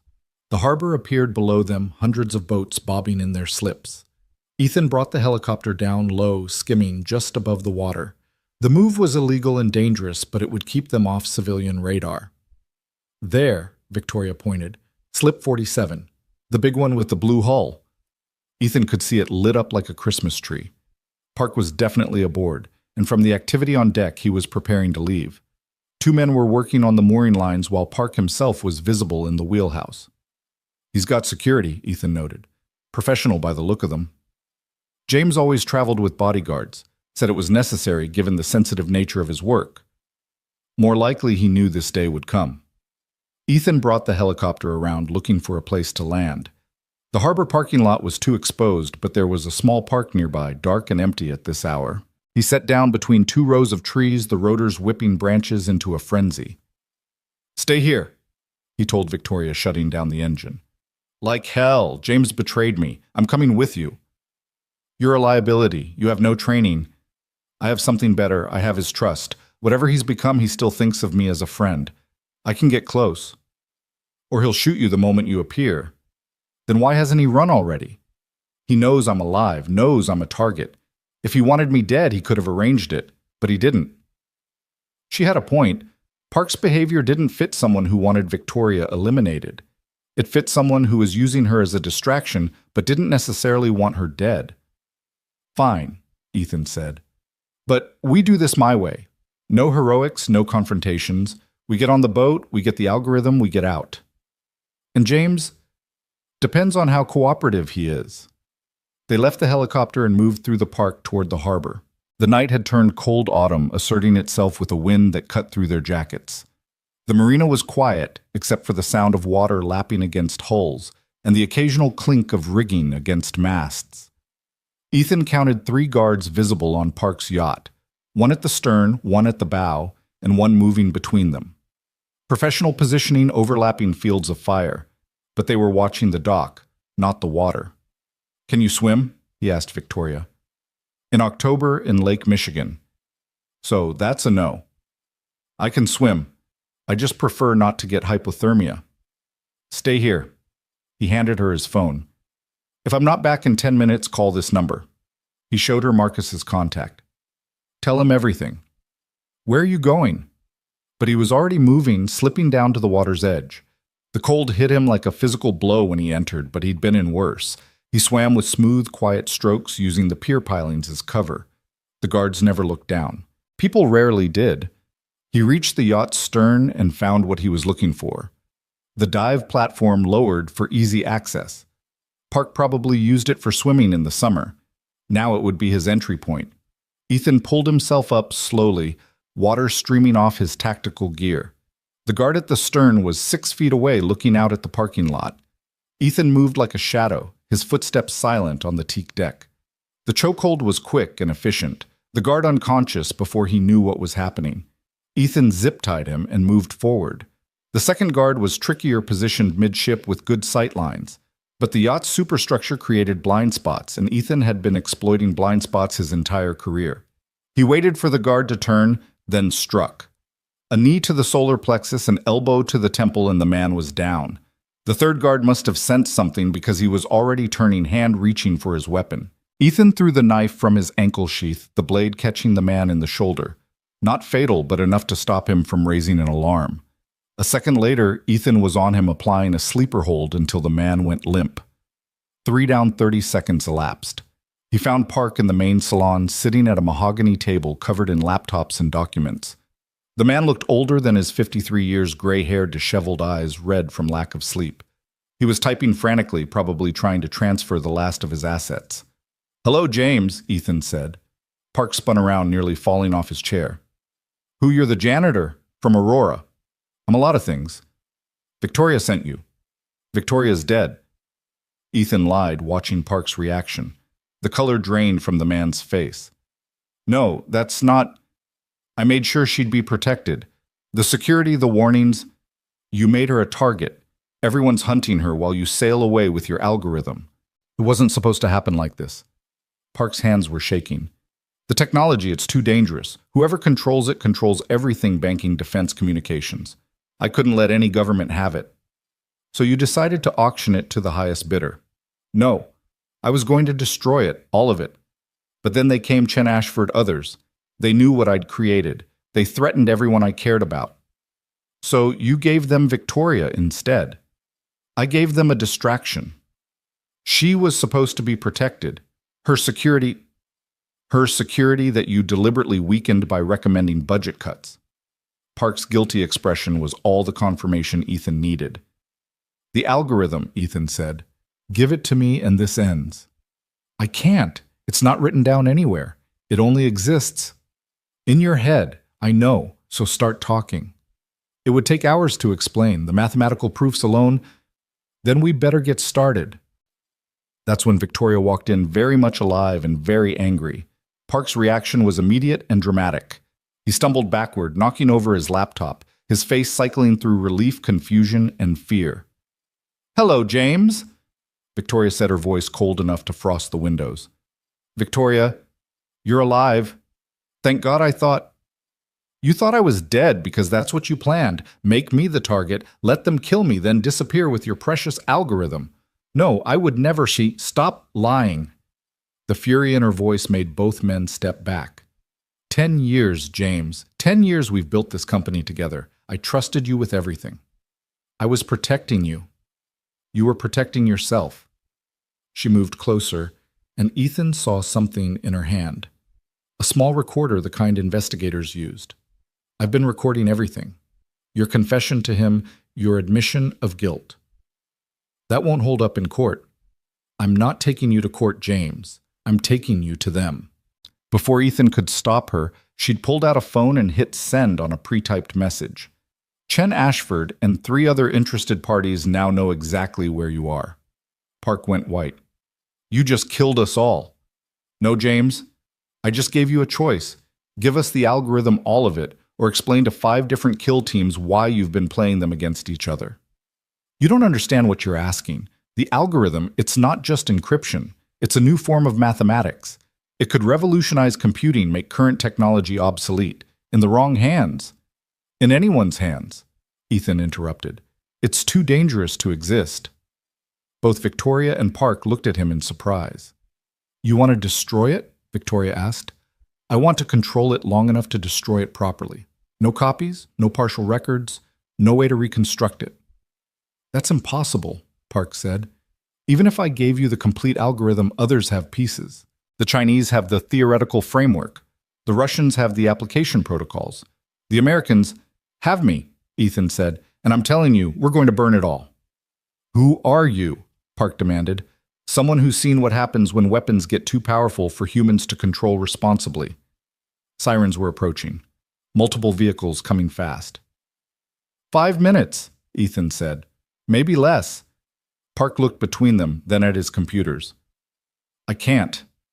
Even if I wanted to, the algorithm would take hours to fully explain. Then give us something, Victoria said. Something to buy time. Park was sweating now, despite the cold night air coming through the open door. There's a kill switch. A mathematical contradiction built into the algorithm. If you introduce it into any system using the encryption, it causes a cascade failure. What kind of kill switch? A number. A specific prime number that I discovered. It's the mathematical equivalent of dividing by 0. It makes the entire system impossible. Give it to us. Park grabbed a piece of paper, started writing. His hand was shaking so badly the numbers were barely legible. This has to be entered exactly. 1 digit wrong and it won't work. The sirens were getting closer. Through the window, Ethan could see lights approaching from multiple directions. Not just police too coordinated for that. We need to go, he said. Wait. Park grabbed Victoria's arm. I'm sorry. I never meant for this to happen. She looked at him for a long moment, then pulled free. I know, James. That's the saddest part. They left him there surrounded by his computers and his guilt. Outside, the marina had become a convergence point. Vehicles screeching to a halt, armed figures emerging, all heading for Slip 47. Ethan led Victoria away from the main dock, using the boats as cover.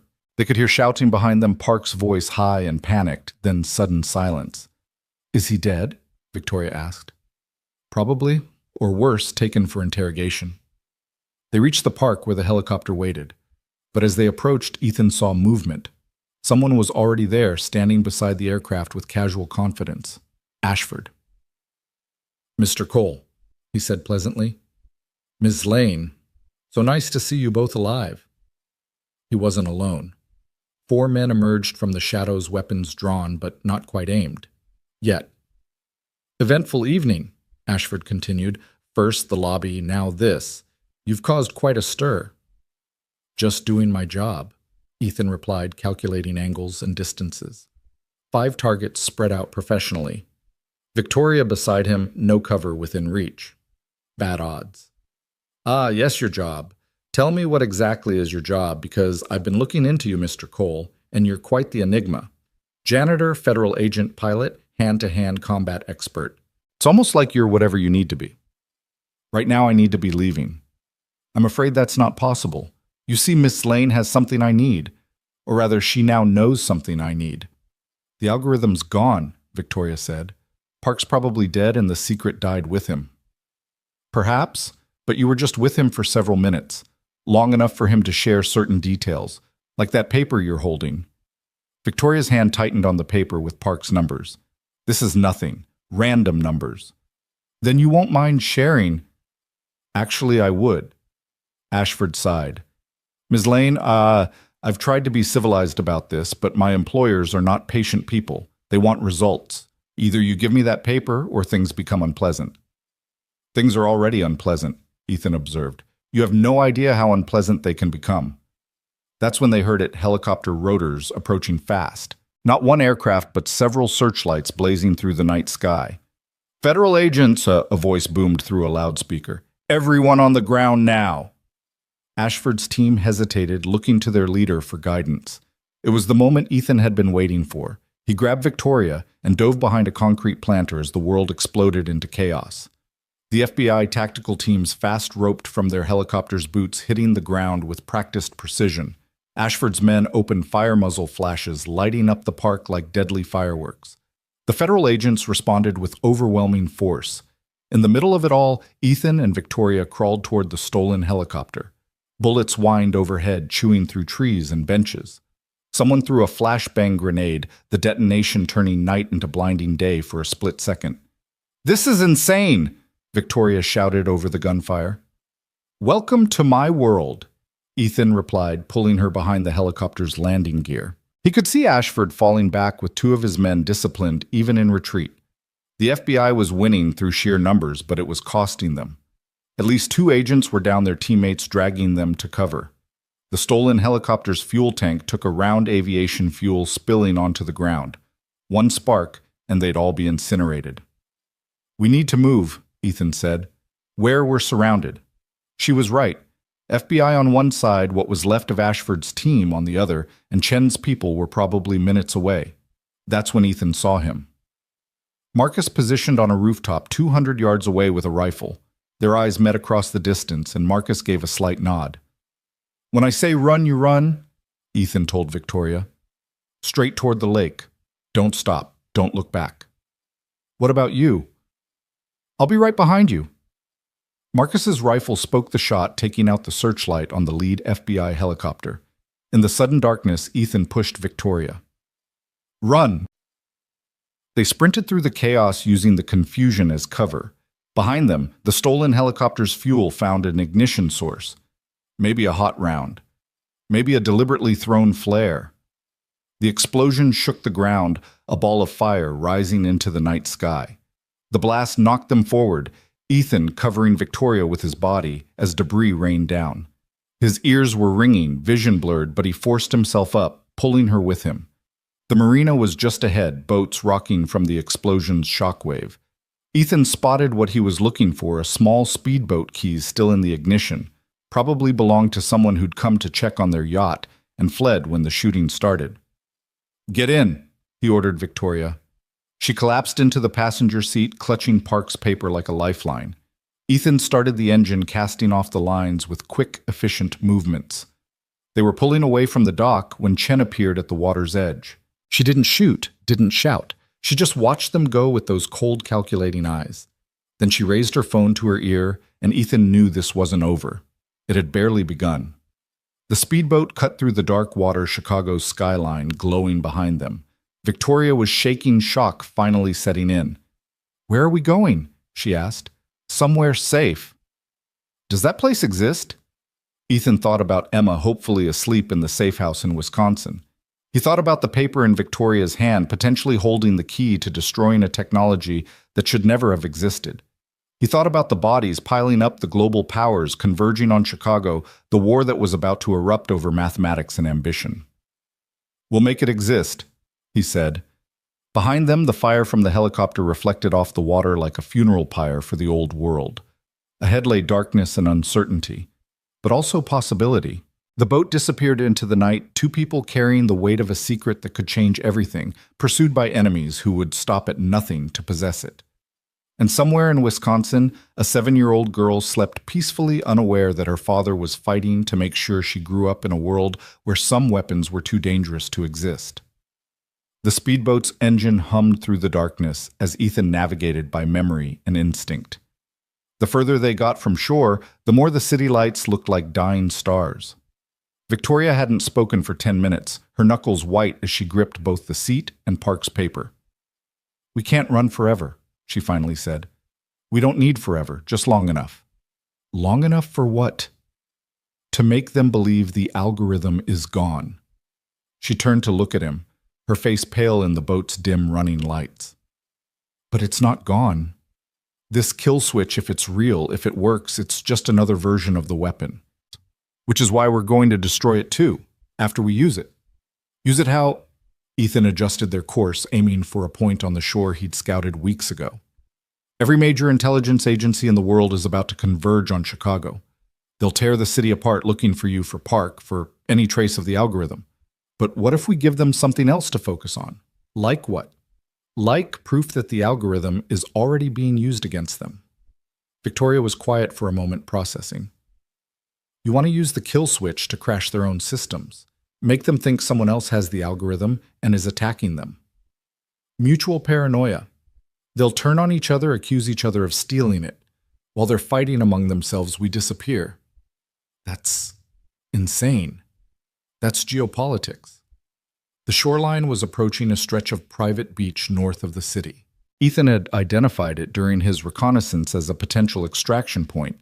No cameras, no regular patrols, just wealthy estates whose owners were usually absent in October. He beached the speedboat and helped Victoria onto the sand. She was shivering, whether from cold or shock, he couldn't tell. Probably both. "There's a car," he said, pointing to a small service road. "Half-a-mile walk." They trudged through the sand in silence, then through a patch of woods that separated the beach from civilization. The car was where he'd left it 3 weeks ago. Another nondescript sedan registration clean tank, full emergency supplies in the trunk. "You really did plan for everything," Victoria observed. "Not everything. I didn't plan for Park's betrayal, or for you to actually be innocent. You thought I was guilty. I thought you were complicit. The Mumbai operation, the dead Chinese scientists, it had your authorization all over it. I authorized the acquisition of research. I didn't know people would die. In this game, people always die. The only question is how many."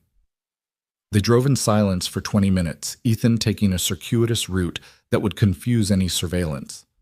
Finally, he pulled into a truck stop, parking between two semis that would block them from satellite view. "I need to make a call, so," he said.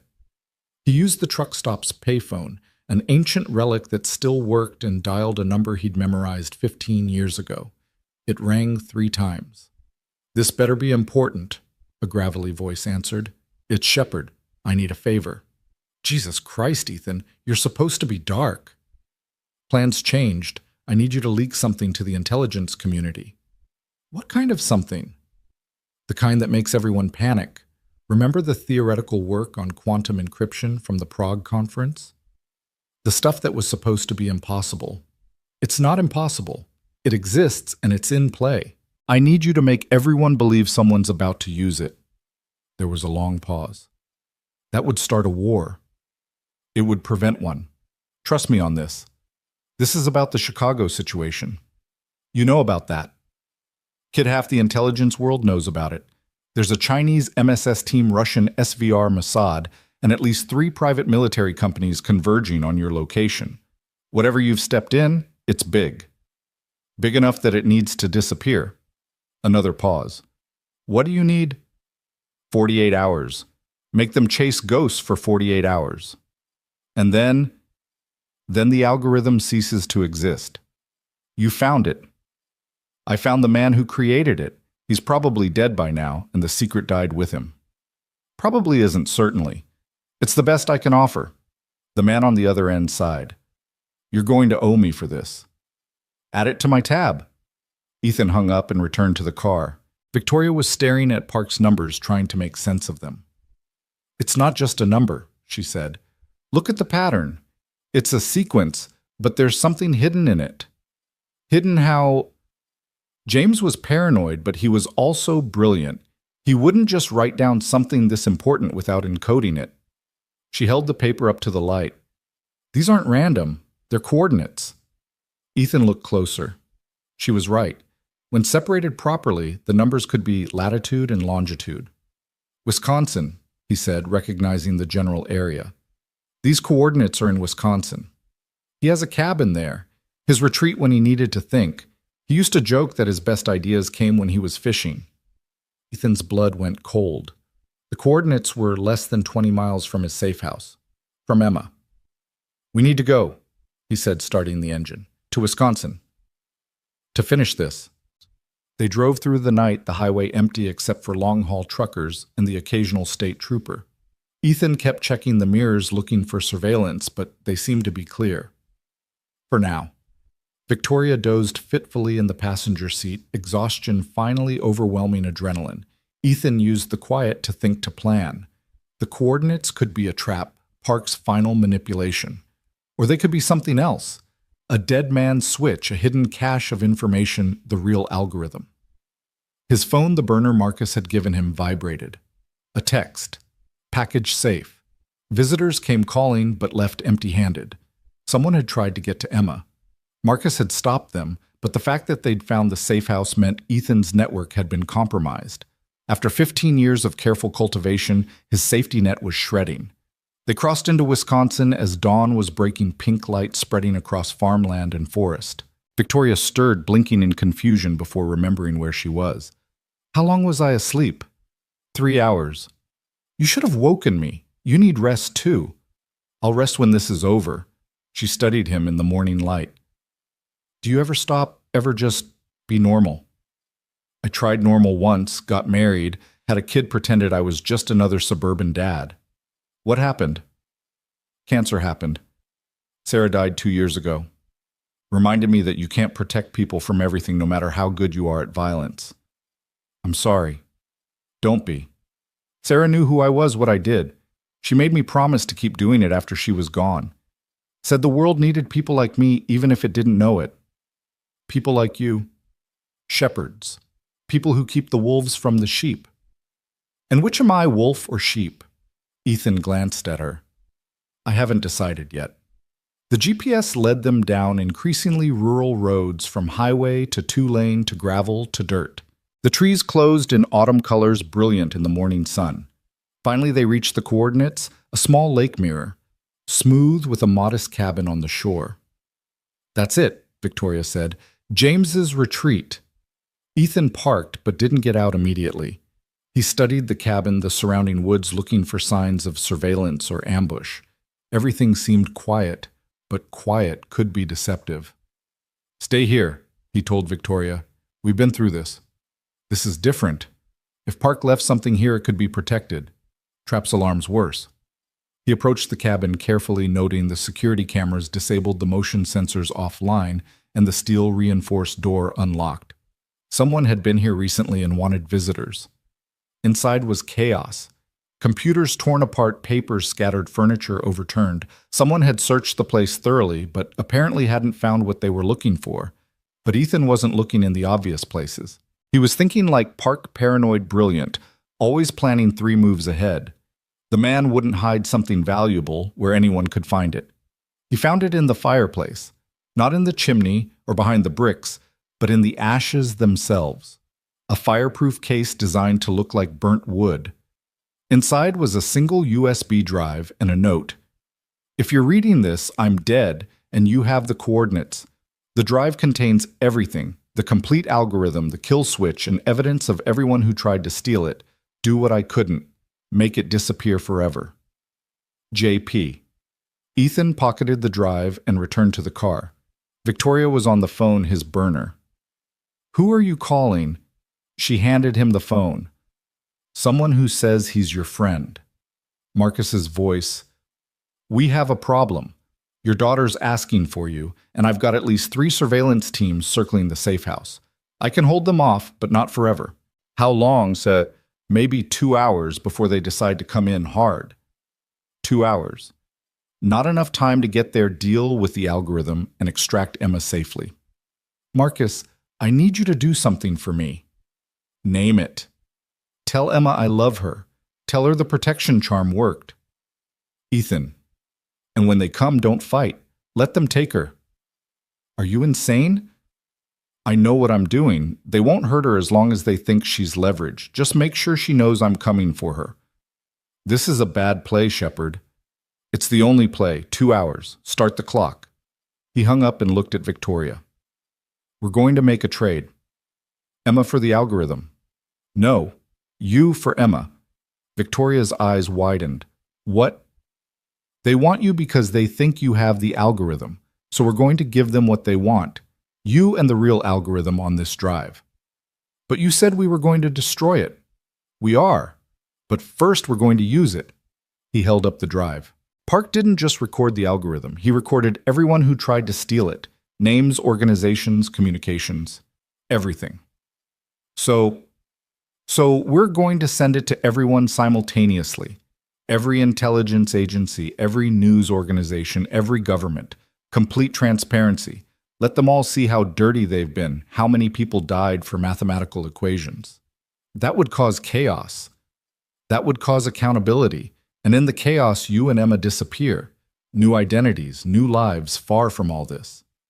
What about you? I'll be the one who released it. They'll come after me. They'll kill you. Probably, but you and Emma will be safe. The algorithm will be public worthless as a weapon because everyone will have it, and the people who killed for it will be exposed. Victoria was quiet for a long moment. Then she reached over and took the drive from his hand. No, she said simply. Victoria. No, I'm not letting you sacrifice yourself for my mistakes, and I'm not letting them use your daughter as leverage. She pulled out her phone, her real one, the one she'd turned off hours ago. I'm CEO of one of the most powerful corporations in America. Time I acted like it. She turned on the phone, ignoring the flood of messages, and made a call. Charles? It's Victoria. Yes, I'm alive. Listen carefully. I need you to call an emergency board meeting right now. I don't care what time it is, because in 1 hour, I'm going to release information that will either destroy the company or make us indispensable to national security. Yes, I'm serious. 1 hour. She hung up and made another call. Senator Morrison, Victoria Lane, Yes, that Victoria Lane. I have information about foreign intelligence operations on U.S. soil that you need to know about. Millennium Park, 1 hour. Bring Homeland Security. What are you doing? Ethan demanded. Something you wouldn't. I'm going public. Press conference live stream the works. I'm going to stand in front of cameras and tell the world about the algorithm, about the deaths, about the intelligence agencies fighting over it. And then I'm going to destroy it. Publicly. They'll kill you before you get the first word out. No, they won't, because they'll all be watching each other, making sure no one else gets it first. And because you're going to be there, making sure they don't. Victoria. Your daughter needs her father, Ethan. She already lost her mother. She's not losing you, too. She held up the drive. This thing has caused enough orphans. Before he could stop her, she was out of the car and walking toward the lake. For a moment, he thought she was going to throw the drive in the water. Instead, she knelt at the shore and pulled out Park's paper with the numbers. The kill switch, she said. It's not just a number. It's a mathematical proof that the algorithm contradicts itself. If we release both together, the algorithm and its own impossibility, it becomes useless. A curiosity instead of a weapon. You're betting everything on Park's math. I'm betting everything on Park's conscience. He was a good man once before fear and greed corrupted him. This was his redemption. Ethan's phone buzzed. Marcus, 90 minutes. Time was running out. Emma was waiting. The world was watching. 1 hour, Ethan said. We do your press conference, but we do it my way. Which is, we make them all come to us. Every player, every agency, every killer who's been hunting you. We put them all in one place at one time. And then we show the world what happens when people fight over weapons that shouldn't exist. Victoria stood brushing dirt from her knees. You're going to start a war. No, Ethan said, thinking of Emma, of Sarah, of all the invisible people who just wanted to live their lives in peace. I'm going to end one. The drive back to Chicago felt like descending into a war zone. Every mile closer to the city brought more helicopters overhead, more unmarked vehicles on the roads, more evidence that the world's intelligence agencies were converging on one point. Ethan counted at least 3 surveillance drones following their car, maintaining perfect formation at different altitudes. They know where we are, Victoria said, watching the drones through the sunroof. They've known for the last 20 miles. They're not stopping us because they want to see where we're going. And where are we going? Millennium Park, the pavilion, exactly where you told them. Victoria checked her phone. The messages were pouring in: board members, senators, journalists, security agencies. The whole world seemed to know something massive was about to happen. Charles says the board is assembled, she reported. They're threatening to remove me as CEO if I don't appear immediately. Let them try. After today, Aurora Corporation will either be the most valuable company in the world or it won't exist at all. They entered the city proper, and the presence of law enforcement became overwhelming. Every corner had police, every building had spotters on the roof. The park itself was surrounded by barriers, media vans, creating a secondary perimeter around the official one. Ethan pulled into an underground garage 2 blocks away. Before they got out, he reached into the back seat and pulled out a tactical vest, sliding it over Victoria's blazer. This won't stop a rifle round, but it might buy you seconds, he said. Comforting. I need you to understand something. Once we step out there, once you start talking, there's no stopping. They'll try everything: threats, bribes, violence. The moment you show weakness, you're dead. I ran a Fortune 500 company, Ethan. I know about not showing weakness. This is different. In business, showing weakness costs you money. Here it costs you everything. His phone buzzed. Marcus. 60 minutes. They're getting antsy. Victoria saw his expression. Emma? She's holding on. Marcus will keep her safe as long as he can. We could call this off, trade the algorithm for her. No, you were right. She already lost her mother. She deserves a father who didn't sell out the world to save her. They walked through the garage toward the street, Ethan automatically checking corners and sight lines. As they emerged into daylight, the scale of what was happening became clear. The park was packed not just with law enforcement and media, but with crowds of civilians drawn by social media rumors that something historic was about to happen. Miss Lane! A reporter rushed forward, microphone extended. Is it true you have information about foreign espionage? Can you confirm the attack at Aurora Tower? What's your relationship with James Park? Ethan moved between Victoria and the press, creating space with his presence alone. But he could see the real threats in the crowd, professional operators trying to blend in as journalists or civilians. Chen was there near the fountain, surrounded by what looked like a Chinese trade delegation, but were certainly MSS agents. Ashford stood by the media vans, his arm in a sling from the firefight at the marina, his team spread out in tactical positions. And there were others. Russians near the art installation, Israelis by the garden, Germans, French, British. A United Nations of intelligence agencies, all armed, all ready to kill for what Victoria carried. The pavilion itself had been cordoned off with a small platform erected for press conferences. Senator Morrison was already there, flanked by Homeland Security agents, who looked deeply uncomfortable with the situation. Ms. Lane, the senator said as they approached, I hope you understand the gravity of what you're doing. Better than you know, Senator. Morrison's eyes flicked to Ethan. And you are nobody important, Ethan replied, scanning the crowd. He spotted 3 sniper positions, maybe more. The concert hall's acoustic panels would provide some cover, but not much. Victoria stepped up to the microphones and the crowd fell silent. Hundreds of phones rose to record. The world was watching. My name is Victoria Lane, she began, her voice carrying clearly through the speakers. I'm the CEO of Aurora Corporation, and I'm here to tell you about a technology that has already killed 12 people and nearly started World War III. The crowd erupted in questions, but she raised her hand for silence. 6 months ago, my company acquired research from a laboratory in Mumbai. We believed we were purchasing theoretical work on quantum computing. What we actually acquired was something far more dangerous, an algorithm capable of breaking any encryption system in the world. Ethan saw the reactions ripple through the crowd. The intelligence operatives tensed hands, moving toward concealed weapons. This was the confirmation they'd been waiting for.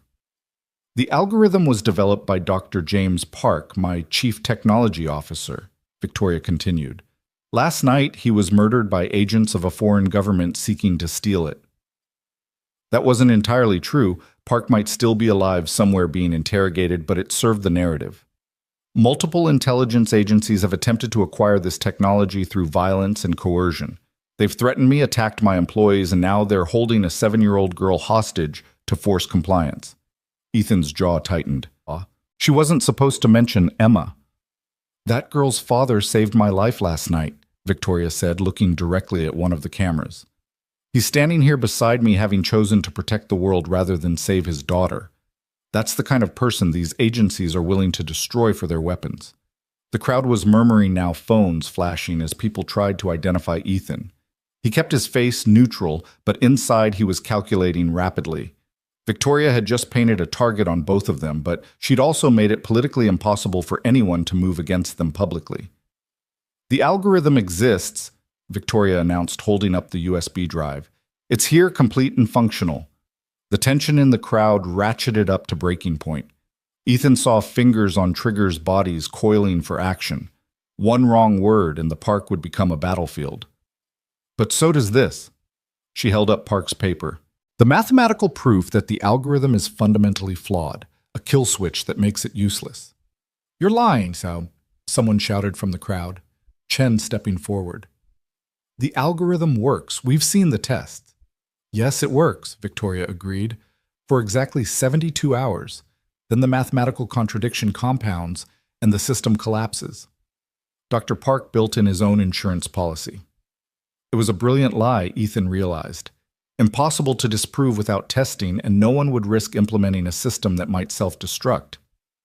I'm going to release both the algorithm and its kill switch, Victoria announced, to everyone. Every government, every news organization, every university. Complete transparency. You can't do that. Morrison stepped forward. That's classified technology. Classified by whom, Senator? The American government that doesn't officially know it exists. The Chinese who stole the original research. The Russians who've been trying to kidnap me. Victoria's voice rose. This technology belongs to no one because it's too dangerous for anyone. She pulled out her phone, connected it to the USB drive. I'm uploading everything to a distributed network. In 60 seconds, the entire world will have access. The reaction was immediate. Chen's team started moving forward. Ashford's men raised their weapons. The Homeland Security agents formed a protective circle, not sure who they were protecting from whom. Stop!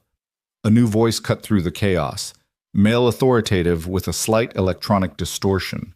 Everyone turned toward the concert hall, where a figure emerged from the acoustic panels. It was Park, very much alive, but looking like he'd been through hell. His clothes were torn, his face bruised, but his eyes were alert and focused. James?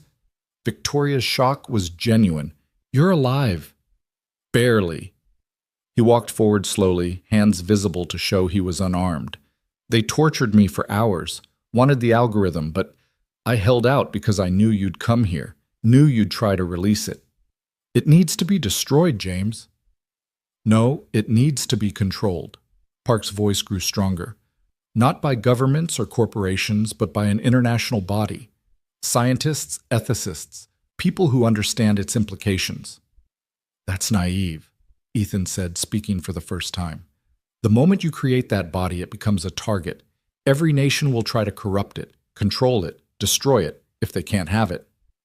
Then what's your solution? Park demanded. Let it disappear into black sites and secret programs. My solution is this. Ethan pulled out his own phone, showing a timer. 45 minutes ago, I sent the complete algorithm to a dead man's switch. If I don't reset it every hour, It releases automatically to every major news outlet in the world. But here's the thing, I also sent the kill switch to a different system with the same setup. Everyone stared at him. If anyone tries to use the algorithm, the kill switch activates. If anyone tries to suppress it, both release. Mutually assured transparency. That's insane, Morrison said. That's balance, Ethan corrected. The same principle that kept nuclear weapons from ending the world. Everyone has it so no one can use it. Chen stepped forward, her composure cracking. You don't have the authority. I have Emma. The voice came from the crowd, and Ethan's blood froze. A man emerged holding his daughter's hand. Not roughly, not threateningly, just walking with her like they were taking a stroll. Emma looked confused but unharmed, her backpack bouncing with each step. Daddy? She started to run toward him, but the man held her back gently. Not yet, little one, the man said. He was older, distinguished, with the kind of face that belonged in boardrooms or Senate hearings.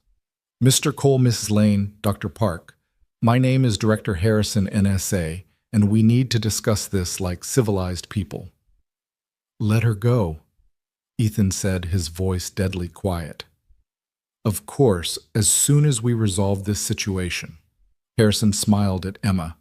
Your daughter is delightful, by the way. She's been telling me about her protection charm, how it keeps you safe. Emma held up her wrist, showing a matching bracelet she'd made. I made one for me too, so we're both protected. The innocence of it, the pure trust in her voice, nearly broke Ethan's composure. Every instinct screamed at him to act to violence, to doing whatever it took to get her safe. But that would start a bloodbath with Emma at the center. What do you want? Victoria asked Harrison. What I've always wanted. Stability. Security, order. Harrison gestured to the crowd of intelligence operatives. Look around you. The world's shadow armies all in one place, ready to kill each other over mathematics. This is what your transparency brings: chaos. This is what secrecy brings, Victoria countered. People willing to murder children for advantages that don't even work. Oh, but it does work. Harrison pulled out a tablet showing streams of code. We've been testing Park's algorithm for weeks. No kill switch, no 72-hour limit. You lied. Victoria's confidence wavered. That's impossible, James said. James told you what you wanted to hear. Harrison looked at Park with something like pity. He gave you a version with a kill switch, but the original, the pure algorithm, that's quite real and quite functional. Park's face had gone pale. You don't understand. Without the safeguards, it's a weapon that ensures American dominance for the next century. Harrison's grip on Emma's hand tightened slightly. Which is why Mr. Cole is going to disable his dead man's switch and give us the only copy. No, Ethan said simply. No, your daughter. My daughter deserves to grow up in a world where governments don't kidnap children to steal weapons. Ethan pulled out his phone, showing the timer.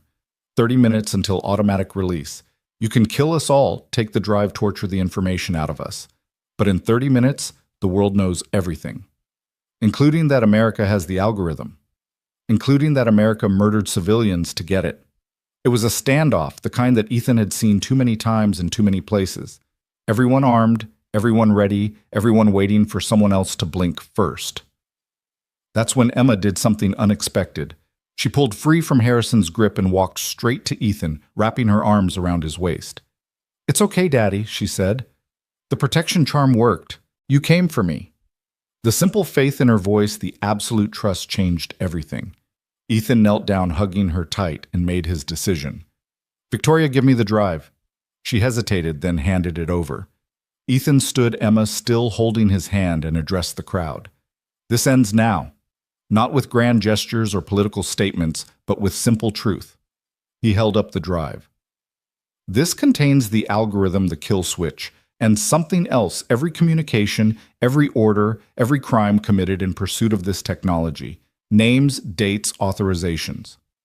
Harrison's face went white. So did Chen's and Ashford's and a dozen others. Dr. Park kept very good records, Ethan continued. Every bribe, every threat, every murder, it's all here. You release that you're dead, Chen said flatly. I'm probably dead anyway. But my daughter isn't. And neither are the thousands of other innocents who would die when you all start fighting over this thing. He looked at Emma, then at Victoria, then at the crowd of phones recording everything. So here's what happens. The algorithm gets destroyed, publicly.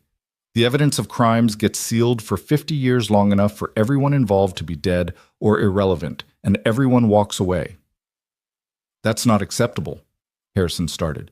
It's the only deal on the table. Ethan held up his phone. 25 minutes.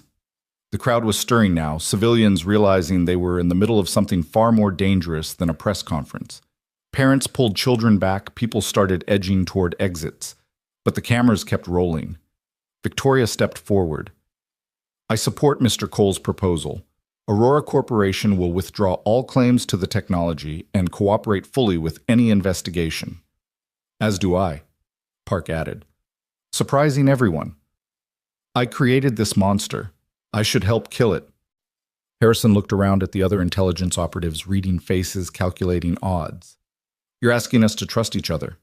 That's not how this works. No, Ethan agreed, but mutually assured destruction is. He lifted Emma into his arms, feeling her weight, her warmth, her life. Everyone loses or everyone walks away. Choose. The silence stretched tense as a wire about to snap. Then Chen laughed, bitter and short. The Americans already have it anyway, she said. We all know it. This theater is just to make us complicit in our own defeat. The Americans have nothing, Harrison said, but his denial rang hollow. Then prove it, Victoria challenged. Destroy the drive. Here, now, show the world that America doesn't need stolen weapons to maintain security. It was a brilliant move, Ethan realized. She'd turned Harrison's patriotism against him. To refuse would be to admit American weakness. Harrison stood frozen, calculating. Around him, hands rested on weapons, everyone waiting for a signal, a word, a twitch that would start the killing. Emma whispered in Ethan's ear, Daddy, are the bad people going to hurt us? No, baby girl, he said, loud enough for everyone to hear. They're going to remember what it's like to be good. Something in his voice and the absolute conviction of it seemed to reach through the tension. Harrison's shoulders sagged slightly. Chen's hand moved away from her weapon. Even Ashford seemed to deflate. 15 minutes, Ethan announced. Do it, Harrison said suddenly. Destroy it. Director Mki, one of his agents started. That's an order. We don't negotiate with terrorists and we don't need stolen technology to protect America. It was face-saving bullshit, but it was enough. Ethan set Emma down and placed the drive on the ground. He pulled out a small thermite charge from his pocket, because of course he carried thermite, and attached it to the drive. Everyone might want to step back, he advised. The crowd, intelligence operatives and civilians alike, moved away from the small device that had nearly started a war. Ethan activated the charge and retreated, pulling Emma and Victoria with him. The thermite ignited with brilliant white light, burning at over 4,000 degrees Fahrenheit. The drive didn't just melt, it vaporized, leaving only a small crater in the concrete and the acrid smell of burnt electronics. It's done, Ethan said, then held up his phone and disabled the dead man's switch. All of it. But Chen wasn't satisfied. The knowledge still exists, in Park's head in classified servers. No, Park interrupted. It doesn't. He pulled out a pill bottle, showing it to the crowd. Experimental neurotoxin. Very specific. It targets recent memory formation, particularly mathematical concepts. I took it an hour ago. Everyone stared at him. In about 10 minutes, I won't remember anything about the algorithm. Or much of the last year, actually. It was the only way to be sure. You destroyed your own mind, Victoria asked, horrified. I destroyed the part that created weapons, Park corrected.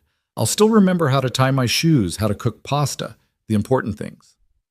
Already Ethan could see the confusion creeping into Park's eyes, the slight uncertainty in his movements. The man had lobotomized himself to save the world from his creation.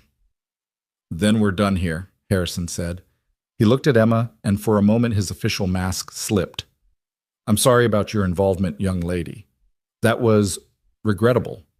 Emma, with the devastating honesty of children, said, You're not really sorry, but that's okay. Daddy says sometimes people do bad things for good reasons. Harrison actually flinched. Without another word, he turned and walked away, his agents falling in behind him. One by one, the other intelligence groups dispersed, melting back into the crowd and disappearing into the city. Chen paused beside Ethan.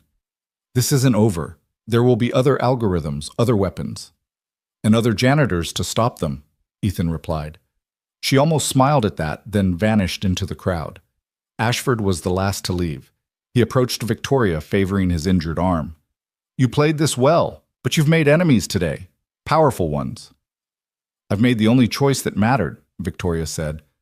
Perhaps, but choices have consequences. Watch your back, Ms. Lane. As he walked away, Victoria called after him. Was it worth it? All the death, all the violence for something that doesn't even exist anymore. Ashford paused, looked back. Ask me in 50 years when we see what China does with their quantum computers while America falls behind. Or ask the families of the 12 dead scientists, Ethan said. Ashford had no answer to that. He disappeared into the crowd, another ghost in a city full of them. The park was emptying now, civilians hurrying away from whatever they'd just witnessed. The media was in a frenzy trying to make sense of what they'd seen. Victoria was surrounded by reporters, but she wasn't answering questions yet. She was watching Park, who stood by the fountain looking lost. James, she said gently. He looked at her, confusion clear in his eyes. I'm sorry, do I know you? I seem to be I can't quite remember how I got here. You're safe, she told him. That's all that matters. I feel like I've forgotten something important. Nothing that can't be replaced. She arranged for one of Aurora's security team to take him to a hospital, watching as the man who'd nearly destroyed the world for his genius wandered away, freed from the burden of his own brilliance. That was a brave thing he did, Ethan said. That was a necessary thing, Victoria corrected. The question is, what now? Now you rebuild your company without secret weapons programs. Now you face whatever investigations come. Now you try to be better. And you... Ethan looked down at Emma, who was playing with her protection bracelet, seemingly unbothered by the chaos she'd just witnessed. The resilience of children never ceased to amaze him. Now I take my daughter home. That's it. You just walk away. My job was to protect people who couldn't protect themselves. Today that was you. Tomorrow it'll be someone else. But after everything, I'm still just a janitor who's good at other things. Victoria studied him for a long moment. You know, Aurora Corporation could use someone like you, head of security maybe. The pay would be significantly better than janitor wages. I've seen what your security budget is. You couldn't afford me. Try me. Ethan almost smiled at that. Thanks, but no. Emma needs stability, normalcy. She needs a father who comes home every night, not one who's always looking for the next threat. And you, what do you need? It was a good question. For 15 years, he'd defined himself by the mission, by the next crisis, the next enemy. But looking at Emma, seeing her laugh at something on her phone, he realized what he needed was simpler than that. Time, he said. Time with her before she grows up and realizes her father isn't the hero she thinks he is. You're wrong about that, Victoria said. Today you were exactly the hero she thinks you are. Before Ethan could respond, Senator Morrison approached, flanked by federal agents. Mr. Cole, Ms. Lane, we're going to need statements. Both of you. Later, Ethan said. My daughter needs lunch and a nap. This is a matter of national security. No, it was a matter of national security. Now it's just paperwork. He picked up Emma, who wrapped her arms around his neck. You know where to find me. I'll be the invisible guy pushing a mop at Aurora Tower. He started walking away, but Morrison called after him. You can't just walk away from this. There will be investigations hearings. I saved the world from algorithmic warfare and prevented at least 3 intelligence agencies from starting World War III, Ethan said without turning around. I think I've earned a sick day. Emma giggled at that, and they kept walking, leaving the chaos behind. But Victoria caught up with them at the edge of the park. Ethan, wait. She pulled out a business card, pressed it into his free hand. My direct line. Not for Aurora business, just if you ever need anything. You and Emma both. He looked at the card, then at her. You did good today. I had a good teacher. You had good instincts. Don't lose them in boardrooms and stock prices. And you don't lose yourself in trying to be invisible. They stood there for a moment, 2 people who'd been through hell together and come out the other side. Then Emma tugged on Ethan's collar. Daddy, I'm hungry. Can we get pizza? Whatever you want, baby girl. As they walked away, Emma asked, Was that lady your friend? Yeah, I think she is. Good. You need more friends. Uncle Marcus doesn't count because he's grumpy. Ethan actually laughed at that, the sound surprising him. It had been a long time since he'd laughed, without calculation, without purpose. It felt good. Behind them, the park was swarming with investigators, reporters, officials trying to make sense of what had happened. The algorithm was gone, but its impact would ripple for years. There would be hearings, investigations, recriminations. The shadow world had been exposed to daylight, if only for a moment, and that exposure would have consequences. But that was tomorrow's problem.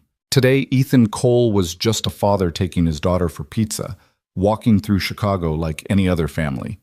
The protection charm on his wrist caught the afternoon sun, its blue threads bright against his skin.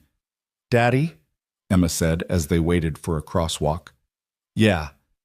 You saved everyone today, didn't you? How do you know that? Because that's what you do. You're a shepherd, and you protect the sheep from the wolves. Ethan looked down at her surprised. Where did you hear that? Mommy told me before she went to heaven. She said you were special, that you kept people safe even when they didn't know they needed it. The light changed and they crossed the street, but Ethan's throat was tight with emotion. Sarah had understood him better than he'd ever realized. Do you miss her? Emma asked. Every day. Me too, but she said that was okay, that missing people means we loved them. Your mom was pretty smart. She also said you were stubborn and needed to learn to ask for help sometimes. That startled another laugh out of him. That sounds like her. They reached the pizza place, a little neighborhood joint that had been there for 30 years. Nothing fancy, just good food and red checkered tablecloths. Ethan ordered Emma's favorite pepperoni with extra cheese, and they sat by the window watching the city go by. Daddy, are we safe now? Emma asked between bites. For now, yeah. But not forever. Ethan considered lying, giving her the comfort of false certainty. But Emma deserved better than that. No, not forever. There's always another threat, another problem. But that's okay. Why? Because there are also people like us. People who stand up and say no when bad things try to happen. And as long as there are people like that, the world keeps spinning. Emma nodded solemnly, then brightened. Like superheroes. Sure, like superheroes, except we don't wear capes. You could wear a cape. It would look cool with your janitor uniform. The image of himself mopping floors in a cape made Ethan smile. I'll think about it. His phone buzzed. Marcus. Package delivered safely, no complications. You owe me a beer, or 50. Ethan typed back, Tonight, Giuseppe's. Bring your appetite. Getting soft shepherd. Pizza and beer instead of bullets and blood. Maybe that's not a bad thing. He put the phone away and focused on Emma, who was telling him about her latest art project at school. Normal, everyday conversation, the kind he'd missed during all those weeks of surveillance and subterfuge. Outside Chicago continued its daily chaos. But for the first time in years, Ethan wasn't watching for threats, wasn't calculating angles and distances. He was just present here with his daughter eating pizza and planning their evening. The protection charm on his wrist caught his eye, and he remembered Victoria's words about not losing himself in invisibility. Maybe she was right. Maybe it was time to stop hiding, to be more than just the ghost in the building. His phone rang. The caller ID showed a number he didn't recognize, but the area code was Washington, D.C. Mr. Cole? This is Deputy Director Sarah Matthews, NSA. We need to discuss your future. My future involves pizza and a bedtime story for my daughter. I meant your professional future. Your handler speaks highly of you, and after today's events, I'm retired. There was a pause. You're too valuable to retire. I'm too tired not to. Find another shepherd, Deputy Director. This one's done. What if we need you? Ethan looked at Emma, who was drawing on a napkin with crayons the restaurant provided. She was making another picture of him as a hero, this time with a cape. Then you know where to find me. I'll be the invisible guy protecting people who don't know they need it. Just don't expect me to answer the phone. He hung up before she could respond. There would be consequences for that, but he'd deal with them later. For now, he had pizza to eat, and a daughter to raise. Emma held up her drawing. "Look, Daddy, it's you saving the day." In the picture, a figure in blue stood between smaller figures and dark shapes with red eyes. Simple, childish, but capturing something essential about what had happened today. "It's perfect," he told her. "Can we frame it? Put it next to Mommy's picture." "Absolutely." They finished their pizza as the sun set over Chicago, painting the skyline in shades of orange and gold. The city looked peaceful from here, no hint of the violence and chaos that had nearly erupted. But Ethan knew better. Peace was always temporary, always fragile, always one algorithm or weapon away from shattering. But that was okay, because as long as there were people willing to stand in the gap to be shepherds against the wolves, the peace would hold. Maybe not forever, but for today. And today was enough. 6 months later, Aurora Tower gleamed in the spring sunshine, its lobby filled with the usual morning rush of executives and employees. But something had changed since that night in October. The security was real now, not just for show. The guards actually watched their monitors. The emergency exits were tested weekly, and on the wall near the reception desk hung a framed child's drawing, a figure in blue, holding a mop like a sword protecting others from danger. Ethan Cole pushed his mop across the marble floor, the rhythm as familiar as breathing.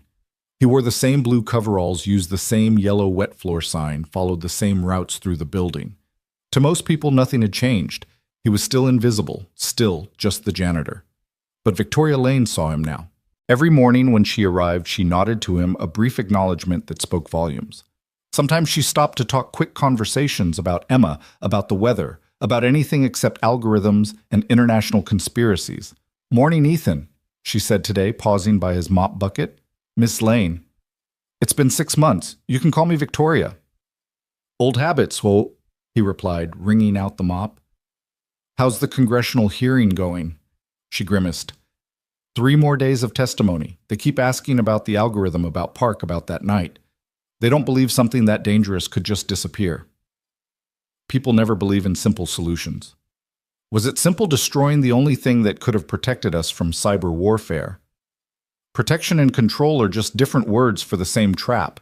You did the right thing. She looked at the child's drawing on the wall. Emma's artwork. The security team framed it, said it was a reminder that heroes come in all uniforms. Smart kid, like her father. Before Ethan could respond, his phone buzzed. The number was one he'd given to exactly 3 people. His handler Marcus in Emma's school. "Mr. Cole, this is Principal Williams. There's been an incident." His blood went cold. "Is Emma hurt?" "No, she's fine. But there are some people here claiming to be federal agents. They say they need to speak with her about her father." Ethan was already moving, dropping the mop, heading for the exit. Victoria followed without hesitation. "I'm on my way," he told the principal. "Don't let them near her." "Mr. Cole, they have badges." "Badges can be faked. Keep her in your office. Lock the door. I'll be there in 10 minutes. He hung up and broke into a run, Victoria keeping pace despite her heels. "I thought this was over," she said. "It's never over, just dormant." They reached his car, not the invisible Honda anymore, but a reinforced SUV with bulletproof glass, a gift from Aurora Corporation's board after they learned the full story. Ethan drove with controlled aggression, taking corners at speeds that made Victoria grip the door handle. "Who would come after Emma now?" she asked. "Someone who thinks I kept a copy of the algorithm, or someone who wants revenge, or someone who just wants leverage." His knuckles were white on the steering wheel. "Doesn't matter who. They crossed the line." The elementary school was in suburban chaos when they arrived. Parents clustered outside teachers trying to maintain order, and 3 black SUVs parked in the fire lane. Ethan recognized the type government issue, but which government was the question? He walked through the front door like he owned the place Victoria closed behind. The secretary tried to stop them, but Ethan just kept walking, following the path to the principal's office he'd memorized on Emma's first day. 3 people stood outside the office, 2 men in dark suits and a woman who looked familiar. It took him a moment to place her. Sarah Matthews, the deputy director who'd called him 6 months ago. "Mr. Cole," she said calmly, "we need to talk. You need to leave, now." "There's been a development. Someone's claiming to have reconstructed the algorithm. They're threatening to release it unless certain demands are met." Not my problem. They specifically asked for you. Ethan studied her face, reading the tells he'd learned over 15 years of intelligence work. She was nervous but not lying, concerned but not desperate. This was real but not immediate. Emma stays out of it, he said. Of course. We would never. You already did, coming to her school frightening her. We didn't mean to frighten anyone. We just needed to find you quickly, and you haven't been answering your phone. Because I'm retired. The office door opened and Principal Williams peered out, looking relieved to see Ethan. Behind him, Emma sat at his desk drawing with remarkable calm for a 7-year-old who just had federal agents show up at her school. Daddy?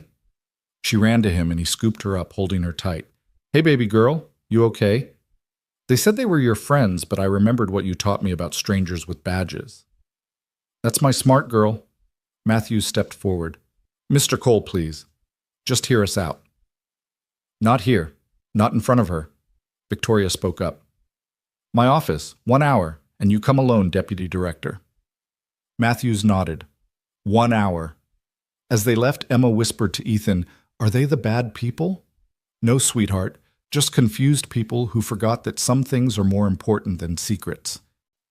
Back at Aurora Tower, Ethan set Emma up in Victoria's private conference room with her homework and snacks while the adults met in the main office. Matthews had come alone as promised, carrying a tablet with classified markings. 3 days ago, someone sent this to 12 major intelligence agencies, she said, showing them a video. A figure in Shadow's voice distorted, but the message was clear. The Aurora algorithm still exists. I have reconstructed it from fragments from memories from the pieces your governments tried to hide. In 72 hours, I will release it to the highest bidder unless Ethan Cole delivers himself to coordinates I will provide. It's a bluff, Victoria said immediately. The algorithm was destroyed. Park's memories were erased. We thought so too, Matthews admitted, but they demonstrated a partial implementation. It broke through our test encryption in seconds. Ethan studied the video, looking for tells for mistakes. Something felt off about the whole thing. Play it again, he said. The video repeated, and this time he caught it. A reflection in a window behind the shadowed figure. A reflection he recognized. Son of a bitch, he muttered. What? Victoria leaned forward. It's Ashford. He's not dead or disappeared. He's trying to flush out anyone who might have kept a copy. Matthews frowned. You're certain? The watch on his wrist. You can see it in the reflection. Same Omega Seamaster he wore that night in the park. He's fishing, trying to create panic. But the demonstration could be faked, or he could have a partial reconstruction that only works on specific types of encryption. Either way, he doesn't have the full algorithm. How can you be sure? Ethan looked at Victoria, then back at Matthews. Because if he did, he wouldn't need me. He'd already be selling it. Matthews absorbed this, then asked the question Ethan had been expecting. Did you keep a copy? No. Cole. I said no, and even if I had, I wouldn't give it to you or anyone else. Then how do we respond to this threat? Victoria spoke up. You don't. You ignore it. Let the 72 hours pass, let him release whatever partial code he has. It'll be worthless without the mathematical framework Park destroyed. We can't just ignore...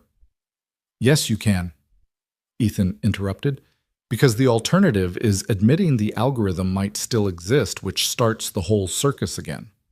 Matthews stood to leave, then paused. You know, Cole, we could use someone like you back in the agency. You had someone like me. You used me to spy on American citizens and corporations. I'm done with that life. And if Ashford comes after you directly, after Emma, Ethan's expression went cold, then he'll learn why I was the one they sent when diplomacy failed. After Matthews left, Victoria found Ethan in the conference room helping Emma with her math homework.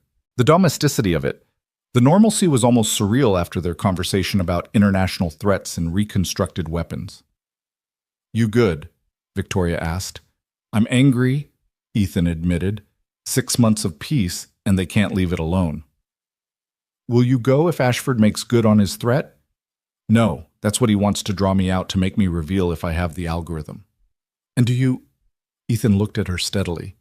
Would it matter if I did yes? Why?